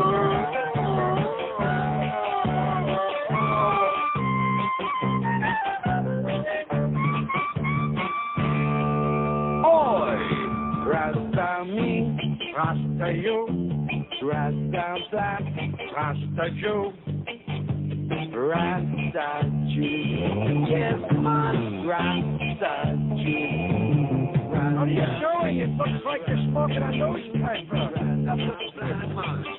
Probably always kick your pants up. What am I cook bananas? What are you crazy? Do you at least peel them first? Mash them up full of fun. My religion's better than your religion. Oh! My religion's better than yours. All right. My beliefs are what's required to avoid a lake of fire. My religion's better than yours. My religion's better than your religion. My religion's better than yours. Why, my religion advocates bigotry and racial hate. My religion's better than yours. My religion's better than your religion. My religion's better than yours. What we like about it best, I fondle boys and wear a dress. My religion's better than yours. My religion's better than your religion. My religion's better than yours. We have no respect for women. Drive a cab to make a living. My religion's better than yours. My religion's better than your religion. My religion's better than yours. You harbor a spooky ghost. We slaughter pigs and dogs and goats. My religion's better than yours. My religion's better than your religion. My religion's better than yours. We wear beanies and big tails and never ever pay bills. My religion's better than yours. My religion's better than your religion. My religion's better than yours. We knock on doors to bother you like over brush to skew our views. My religion's better than yours. My religion's better than your religion. My religion's better than yours. We wear ties and ride our bikes and get to marry lots of wives. My religion's better than yours. Oh! My religion's better than your religion. My religion's better than yours. We don't want to use our brains. We're mindless living on parades. My religion's better than yours. What do you mean? 6 minutes after 1. By the way, speaking of that, I wonder how Henry Beard is doing. 1, 560, WQAM. We're rolling along, singing a song. Happy holidays. Have put a big smile on your puss. 109,364. That was a request, by the way, from somebody who stopped by up there in Boca at the QAM van, which is on the, where is it? I wrote it down. Southeast corner of Glades and Butts Road in Boca at the Amoco station. $460 up there so far. Not bad. Not great, but not bad. We got up to a little bit of a late start, thanks to me. But we'll get there. We'll get up to a very respectable total. And I'm guaranteeing you, like January 1, there'll be a big headline on the front page of the Miami Herald. Neil Rogers raises tons of money for charity again. Buddy Nevins will have a big column in there saying, let's build a statue to good old Neil, God! Because he may not have as much money as Wayne, but he's doing the best he can. Here's Miami. Hello. Hey, Neil. How you doing? Great. Listener since the pre-Zeta days. Wow. Moving out of town. Oh, where are you going? Going out to Los Angeles. And not much better, but maybe a few more living in... Learn what all those slanted symbols mean, all those signs, you know, the Korean symbols and Vietnamese, and that's my advice. I'll try and figure it out and report back. But I have one shameless request before I go. The Casey Kasem with the dead dog. Okay. All right. And have a good time, pal. Thanks. Good luck to you. You'll need it out there. Now, what is that? Casey Kasem and Hank? And now it's time for our long-distance dedication. It's from Hank Goldberg, and he writes, please play The Air That I Breathe, and dedicate it to my Kim Bassinger blow-up doll. Now, we're up to our long-distance dedication. And this one is about kids and pets and a situation that we can all understand, whether we have kids or pets or neither. It's from a man in Cincinnati, Ohio, and here's what he writes. Dear Casey, this may seem to be a strange dedication request, but I'm quite sincere, and it'll mean a lot if you play it. Recently, there was a death in our family. He was a little dog named Snuggles, but he was most certainly a part of... Let's go start again. From coming out of the record. Play the record, okay? Please. See, when you come out of those up-tempo damn numbers, man, it's impossible to make those transitions, and then you got to go into somebody dying. You know, they do this to me all the time. I don't know what the hell they do it for, but damn it, if we can't come out of a slow record, I don't understand it. Is Don on the phone? Okay, I want a damn concerted effort to come out of a record that isn't a up-tempo record every time I do a damn death dedication. Now, make it, and I also want to know what happened to the pictures I was supposed to see this week. Just a last damn time, I want somebody to use his brain to not come out of a damn record that is that's up tempo, and I got to talk about a dog dying. Boy, this is ponderous, man. Ponderous. Ponderous. 109 at 560 WQM. You do realize why people are all whipped up with this religious fervor, especially around this time of the year? It puts the lotion in the basket. Okay, I'm suspending all activities on the show for the moment because George just told me something. Why did you not want to tell me that? Because she didn't want me to tell you that. Well, it's obvious why she didn't want you to tell me because she's a... That f***ing bitch. You know, haven't I talked about this until I'm blue in the puss? Uh-huh. We go out, we do these appearances. I get there 10 to noon. I get there 10 minutes early, which is like 30 seconds from my house on Saturday. I had a nice line already waiting for me. They were all nice. They all come in with stacks of CDs and stuff, donating tons of cash for Center One. We had a tremendous turnout. So George tells me, he says, there was one lady called before, off the air, of course. complaining about not only me, but about George as well. What is her complaint? That both of us just sat there. And as soon as he said that, it came to mind, I wonder if it was one of those two broads, and sure enough, the ones who kept telling me about their Dick Purton, they're the ones that told Dick Purton to call me on my birthday, and I love Dick Purton, okay? Everybody knows I love Dick. But I went out of my way, and we're not there to do a song and a dance, okay? They came back over and over and over again. Everybody else, they're polite, they buy their stuff, they come by, I autograph it, can we take a picture with it? Sure, anything you want, within reason. And they must have come back, including at the end of the thing at 2 o'clock when it was all over with, to take a picture with me, okay? And she's squeezing and grabbing and so on and so forth, which, quite frankly, I'm not interested, sweetheart. And she's got the gall, the chutzpah, to call up and bitch about the fact that we both just sat there. What did she want us to do? Do a tat dance for her? Everybody else that comes by, in fact, they get the message. You know, there's a bunch of people lined up behind them. Hello, how you doing? I love your show. Blow it out your ass. Here's here, sign this, sign that. Great. And they're on their way. And these broads, these two of them, kept coming back over and over again. I kept wondering, why won't they just go away already? Oh, we love you. Oh, you know. And I signed them cards. I took the picture with them. And she's got the gall, the goddamn big, saggy old boobs to call you,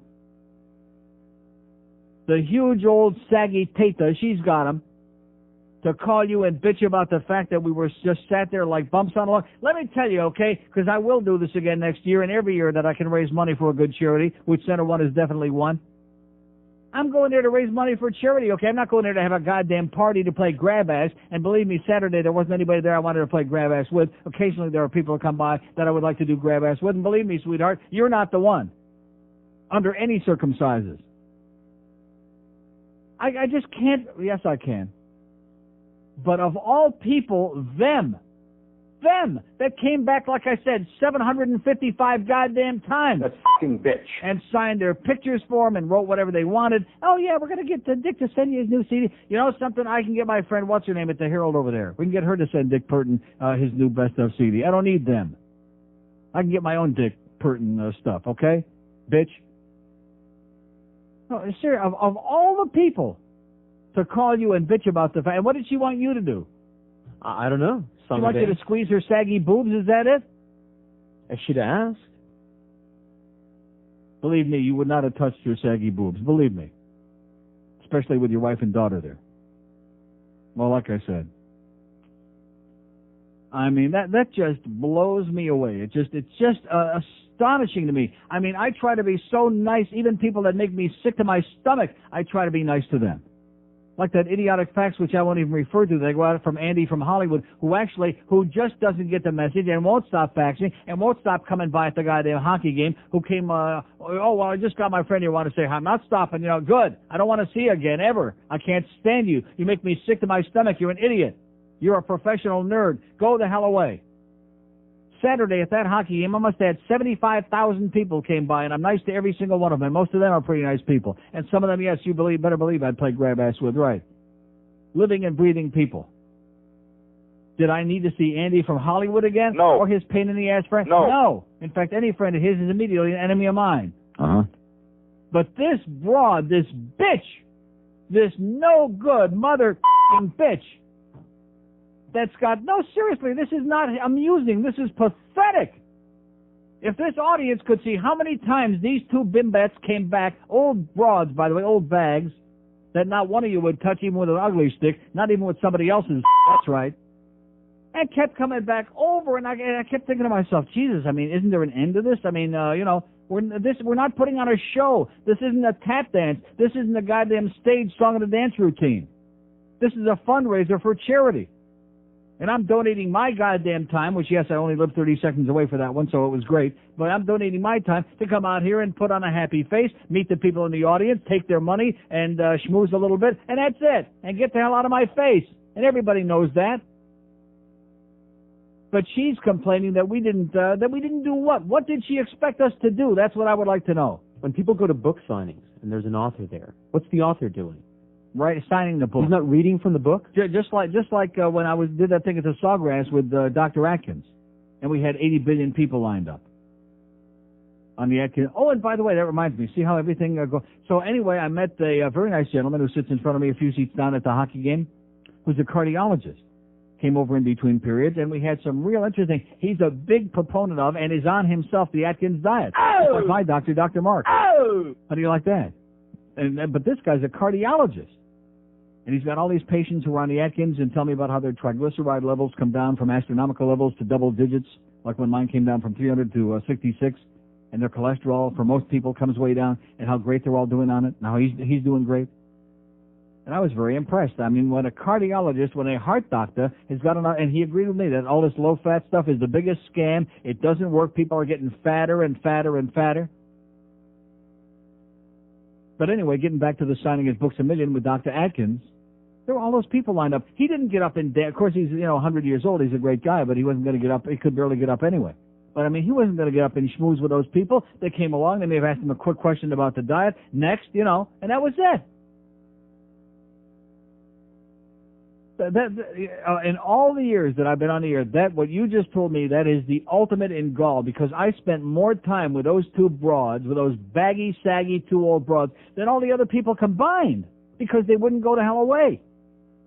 I signed for her whatever the hell she wanted me to sign on a card. I had a little conversation once, twice. Another time she comes back, oh, can we take a picture? And she's grabbing and squeezing, which hands off, okay, sweetheart? Believe me, if there's anybody I want touching me, it ain't you. God. That's, if you look up chutzpah, if you look up gall in your goddamn dictionary, you'll find a picture of those two Ugly sisters right there, okay, staring you in the puss. All I can say about her is... That fucking bitch. And the other one, too. One more time. That fucking bitch. Yeah, her, too. God. If you're expecting a big song and a dance, stay the hell home, okay, when we do these things. Thank God that was the last one for this year. When I do these things in the future, if you're expecting me to get up and do a tap dance and start telling jokes and do a goddamn comedy routine and picking my nose and whatever, it ain't going to happen. How about the lambada? Yeah, we'll give you a lumbotomy. Do the forbidden dance with me. Yeah, I'll give you a forbidden dance from my pants, okay? There's another one for you, sweetheart, just like Bernie gets it. Here's another one, yeah. Should have farted right in her saggy old face, okay? No, seriously, that's what I should have done. Here's something special, only for you, sweetheart. Nobody else gets this. There you go. She'd have probably stood there and sniffed it for half an hour. That's right. She'd have probably gotten off on it. Hey, here's another one. Oh, ooh. Probably be the most exciting thing that happened in her life in years, that old bitch. I'm personally gonna call my good friend Dick Burton and find out who these two broads are, and he won't pee on the best part of either one of them. I guarantee you that, because I know Dick. Here's Cooper City. Hello, Neil. Can you believe that, sir? Neil. Yes. How you doing? Great. To honor the change of Rick and Suds. Rick and Dud, yeah. Great show, Suds. To honor their movement that you were talking about, could you play Rick Riley Stole My Briefcase? You bet. Okay, thanks. And have a great life. Bye. Rick Riley stole my briefcase. Where am I going to find that? Rick Riley stole my briefcase. Oh! I like to fart in his face. That's Marmy Dink what gives him the right. Oh! I think his wife ought to bite it off tonight. Rick Riley stole my briefcase. What disgrace to the human race. Oh, Rick, you're a schmuck. And Goldberg sucks. That wheel of meat should also include Rick Riley's butt. Oh, Rick Riley stole my briefcase. I like a fart in his face. Rick Riley, you're an asshole. And now that I think of it, this bitch, the one who was the leader of the pack, she came when she was standing in front of me there for the 800th time, and I'm signing her picture cards, the Ghost of Neil picture card, and she comes and leans in front of my puss and says with her trench mouth breath, she says, "Oh, you're so quiet." And at that point, I should have gotten the message that she expected me to be standing up there, hopping around, jumping up and down like Rumpelstiltskin. This is just a radio show. Do you get it, sweetheart? You get it? No. I didn't think so. Man, like she was expecting us to be putting a song and a dance routine on, like Step and Fish It. It puts the lotion in the basket. Yeah, she didn't even get that either. Should have given her some of that Jergens lotion and she could have stuffed it up her rectum. Exactly. Man, it's just, some of you people out there, like the guy that, I brought my wife by, that's at PP Park at a Dolphin game before the game years ago. And I was just sitting there as a paid spectator getting ready to watch a football game. I wasn't doing an appearance. See, that's another thing a lot of these people, they think, if I'm sitting there, if I'm in Publix, he's doing an appearance. When are you going to do a dance for us, Neil? When are you going to get up and start screaming and carrying on? Guess what? I'm not. Okay? Is it going to happen? No. Jesus Christ almighty. Two of the sorriest looking pieces of dreck I have ever seen in my life. I wouldn't wish them on goddamn Hitler and goddamn Saddam Hussein. Come back, and in spite of the fact that they came back 14 times, I didn't say, geez, are you back again? You're back again for another pain in the ass to bug the crap out of me? I just tolerated, okay? With a smile on my face, like I'm happy to see them again for the 2900th time. Was I happy to see them? No. Yeah, I was as happy to see them as I was to see Andy from Hollywood at the hockey game. Man. Come on, put on a show for us. Come on, get up and do a little soft chew. Yeah, I'll give you a soft chew right in your rectum. Okay, you bitch. Here's Doral. Hello. Okay, calm down, mister. On a radio show. Can you believe that? You have me cracking up here off they wanted some kind of a sideshow. I don't know what the hell they wanted. Oh my God! I wanted to play grab ass, I guess. But you are a little bit subdued. You had to spice it up a little bit, Neil. Yeah, do right. something. Yeah, okay. Hey, no, seriously. Okay, I'll put it in your face. That's what I'll do. But I bet you they're getting a lot of pleasure just listening to you. Good. I hope they got their finger in each other's rectums, and probably they do right now, or maybe in their own rectum. Right. That was real funny, Neil. Hey, listen, let me ask you a question. Yes. Am I correct in hearing that Rick and Spuds are coming to 560 in the morning? Yeah, it's January 2nd. Yeah, they're coming to place the worst thing. So you know what this means? All we need is Phil Henry, and we're back to Utopia.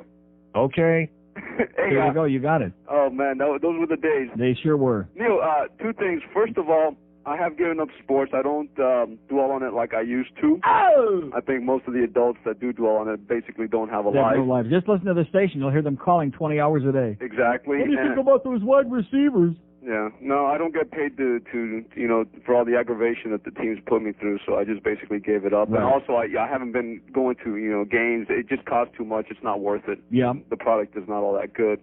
So I'd just like to say you're doing a great job. You had me cracking up. And just two requests, shameless requests. Number one, the Elvis Christmas wish. And number two, for good old Mac McGuire, I saw it on the radio. Okay. Thanks a lot, Neil. And have a great life. You're the greatest. Bye-bye. Ciao. 126, what? 740. Woo! Some guy came and bought $200 worth of crap. Wow, so that is 280 is 4, 14, 109,644 for center one. Oh! We're doing it up there in Boca. 27 after 1 at 560 WQM. Boy, does he have a lot of chutzpah. Oh, thank you. Thank you very much. This here is the King. I know I haven't been around much for a while, but I want y'all to know that up here in rock and roll heaven, I'll be thinking of you this Christmas. I'd like to give y'all a special Christmas message. A message of peace. Like, how about a little piece of that pie going by? Thank you. Thank you very much. Like I was saying, Christmas is a time of hope, a time of joy, a time for loving. And I sure would love a take slice of that feature you got there. Okay. Thank you very much. Oh, yeah, Christmas. Now, Christmas to me means family. And family means friends. And friends means getting together. And getting together means eating. Oh, pass me that drumstick, would you please? Oh, thank you. Thank you very much. And I just want to say to you right now, I may be a big star, maybe too big. But ain't nobody so big you can't reach out a helping hand. Would you hand me a helping of those mashed potatoes over there, would you please? Thank you. Thank you very much. Now, like I was saying, ain't nobody so big you can't stoop to help a friend in need over the holiday season. Now, speaking of season, you want to pass me that salt sugar when you get the chance? Thank you. Yeah, just unscrew the cover, that's right. Thank you. Thank you very much. So this Christmas, why don't y'all take a tip from old Elvis? No, leave those steak tips right where they are, you know what I mean? No, I appreciate it, thank you. I want you to remember, we're all part of God's great big family. And God made man unto his own image. And look in the mirror, I'd have to say God must be a big, big son of a gun, you know what I mean? I think he did. But I especially want y'all to remember this one last thing. When you're all at home this Christmas, springing that popcorn up on the tree, save a big, big bowl for the king. Extra butter, know what I mean? I think you do. Thank you very much. 133 at 560 WK. I'm just simmering. I'm just steaming thinking about those two obnoxious, disgusting, pain-in-the-ass broads. I hope they both wake up like tomorrow morning as an act of... oh, God. And find like a plague of locusts in there. Rectum. Like a bunch of bed bugs deep inside there. Rectum. There you go. Just incredible. Just unconscionable that she would go out of her way to call you to give you a song and a dance. Like we were supposed to put a big... Oh, yes? There's more? She called to get the address so that she could send you the Dick Burton CD that she was going to work on. Uh-huh. Well, guess what? Keep the Dick Burton CD, okay? I'll get it from my good friend Dick. We don't need any stuff. Stick it in your... Rectum. There you go. Yeah, the other part was a by the way, as in... Right. By the way, you guys are really lame. In person. Maybe that's why we're on the radio. Maybe she would like to go to a Mike Ranieri remote, which Mike, when he used to do those appearances, would hide in the back of the place and keep looking at his watch to see how much longer till he got out of there, since he hated meeting people like poison, which he's a radio guy, okay? At least I sit right there by the goddamn table putting a smile on my puss.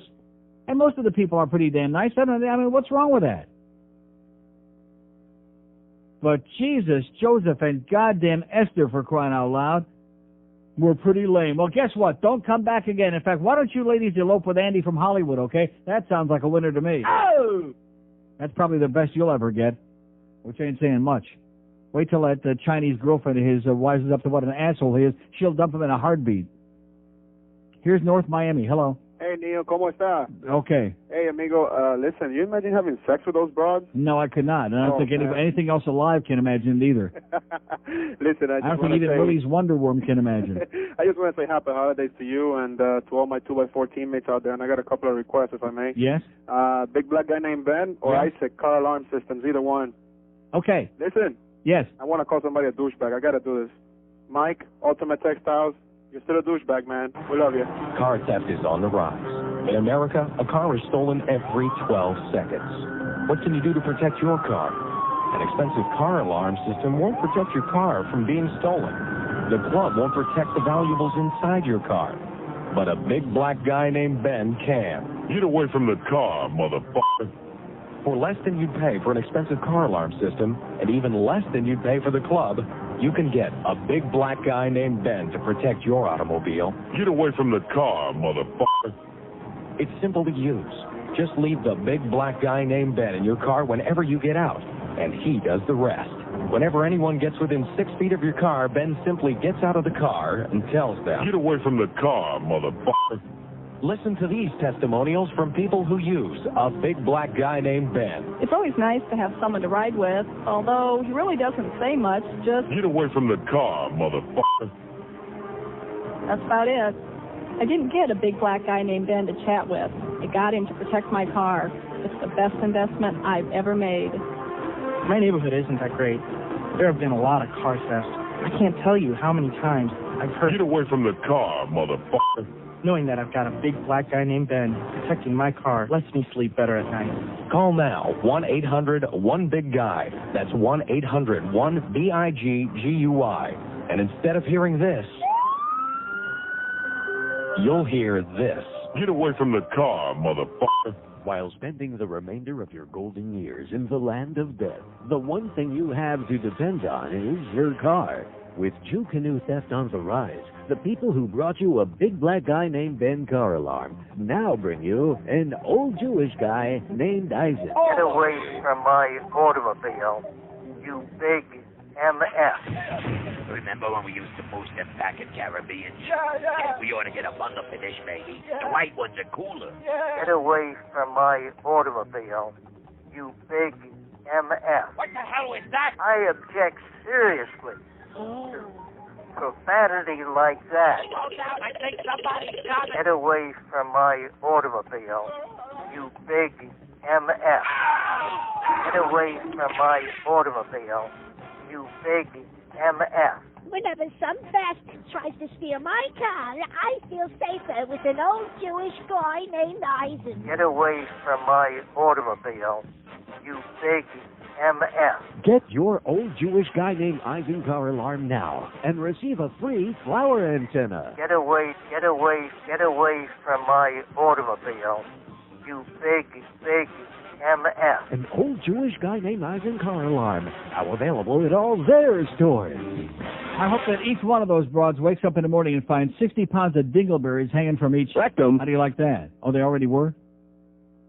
I didn't realize because I wasn't paying. I didn't look close enough, okay? Thank God, and who the hell would in their right mind? 22 till 2 at 560 WQM. It's what's the lotion in the basket? That's right up, ladies and gentlemen, to see the world's biggest hooters. Fellas, nipple round, firm sponges, more hands. Yeah.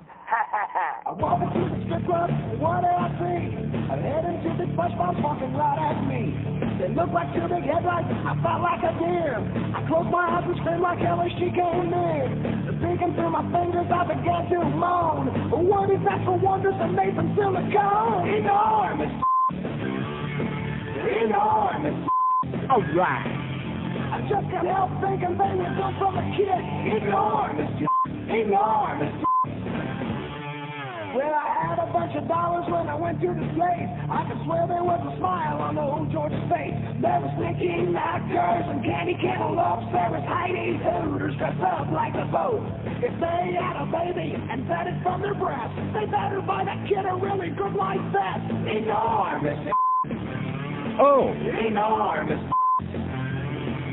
I just can't help thinking they were built from a kid. Enormous. 144 at 560 WQM, so $820 over there at the Amico station up there in Boca on the southeast corner of, of Glades and Butts Road. $820 with about 16 minutes to go. We can come real close to 1,000. We could get like right on the edge of it. And just about 10 grand we've raised so far just with the van going out there. Oh, there's Boca Bryan. Oh! I just thought I mentioned that for that one guy out there that hates Boca Bryan, like they're sticking those pins in a voodoo doll right now. Boca Bryan's here, and he's still alive. So our grand total is $109,724, with still some of the border stores not even reporting yet from last week. So we are doing swimmingly well, okay? And thank you very much. Oh! We're doing it.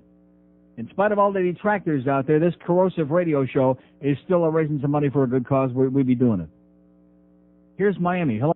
Did you hear that? That was good. That worked real well, okay, sweetheart? She said, you big sucker, or something like that. Or like all-day sucker, I think is what she said. That was very good. Okay, we have an open line in Dayton. You know who I think that was? I think that was Mickey Rourke's girlfriend, putting on a black voice or something, a black face. Where we're going, here's a lady in Plantation. Hello. Hi, Neil. Yes, ma'am. Chelsea Clinton comes home from Stanford for the holidays, and she's all downtrodden and broken-hearted. Okay. We have an open line in the day. She's doing a joke, don't you understand? Does she understand that we don't do jokes? No. She doesn't get it. 5670560. So that's two women back-to-back doing really great Z material, huh? Thank you very much. Oh! Must be Ladies' Day. Plus the two women, of course, that we're talking about from the Borders place. So that's four for the price of none. What have I been telling you for 23 years now that I really feel sorry? We got some very nice women in this town. Some. A smattering here and there, you know. Like Rimmer's wife. There's a few very nice ladies in this town. A handful. And then we got a bunch of psychotic bitches out there, and I really feel sorry for you guys, okay? That's all I can tell you. Here's a mobile in Key Largo. Hello? Mobile in Key Largo. Neil. Yes, sir. Long-time listener, circumcised Italian. Oh! All right. All right, Don't Neil. tell the Pope. I had the experience of a lifetime. I was drugged by the nose to the Sunrise Festival Flea Market. Yeah. Get ready to cart this one up. You'll love it. Yeah. Get away from the wheelchair, you big MS. Love you, Neil. Okay. Bye. Okay, whatever he says. Let's cart it up, shall we? No. Okay. Open line in Dayton and Broward, 5670560, pound 560 on the AT&T wireless line. Anybody understand what that was all about? No. But thanks for the memories. Here's a call from Fort Myers. Hello. Neil. Yes, sir. You were talking before about people who be having funny names. Yeah. And my wife taught inner city in Jacksonville, and the kid's name, no kidding, was Shahid. Now, here's the kicker. Shahid? Shahid. It was spelled Shahid.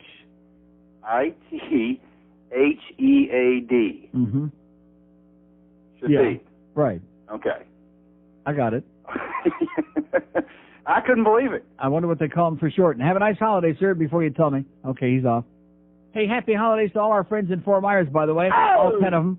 In spite of the fact that you're over there, we feel sorry for you. But hey, a lot of you are being held captive, I'm sure of that. So what do they call his friend for short?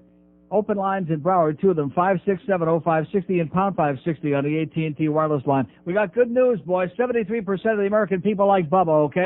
No more Bubba, my sees. They want Bubba. And the Republican Party has decided, well, maybe we better stop shooting ourselves in the ass, okay, because it's starting to feel pretty bad now. Before we have any more speakers of the House resign. It's a beautiful thing. Here's Key Largo. Hello. Hey, Neil. How are you? Yes, sir. Great. Let me say hello to a friend that's running around with my wife today. Yeah. How about that? Okay. Okay, Neil. Sounds like you don't really care that much. I can understand. Yes? My congratulations on your fundraising thing. I think you're greater than great. And happy holidays. And back to you. And can I hear Police Scare Me Bad? What is it? The one that says that the Merry Christmas song for Police Scare Me Bad. That Police Scare Me Bad. No, police stole my pot. Police. Yes. Oh, I don't know the title. Okay. All righty. Okay. So it's UCK, by the way.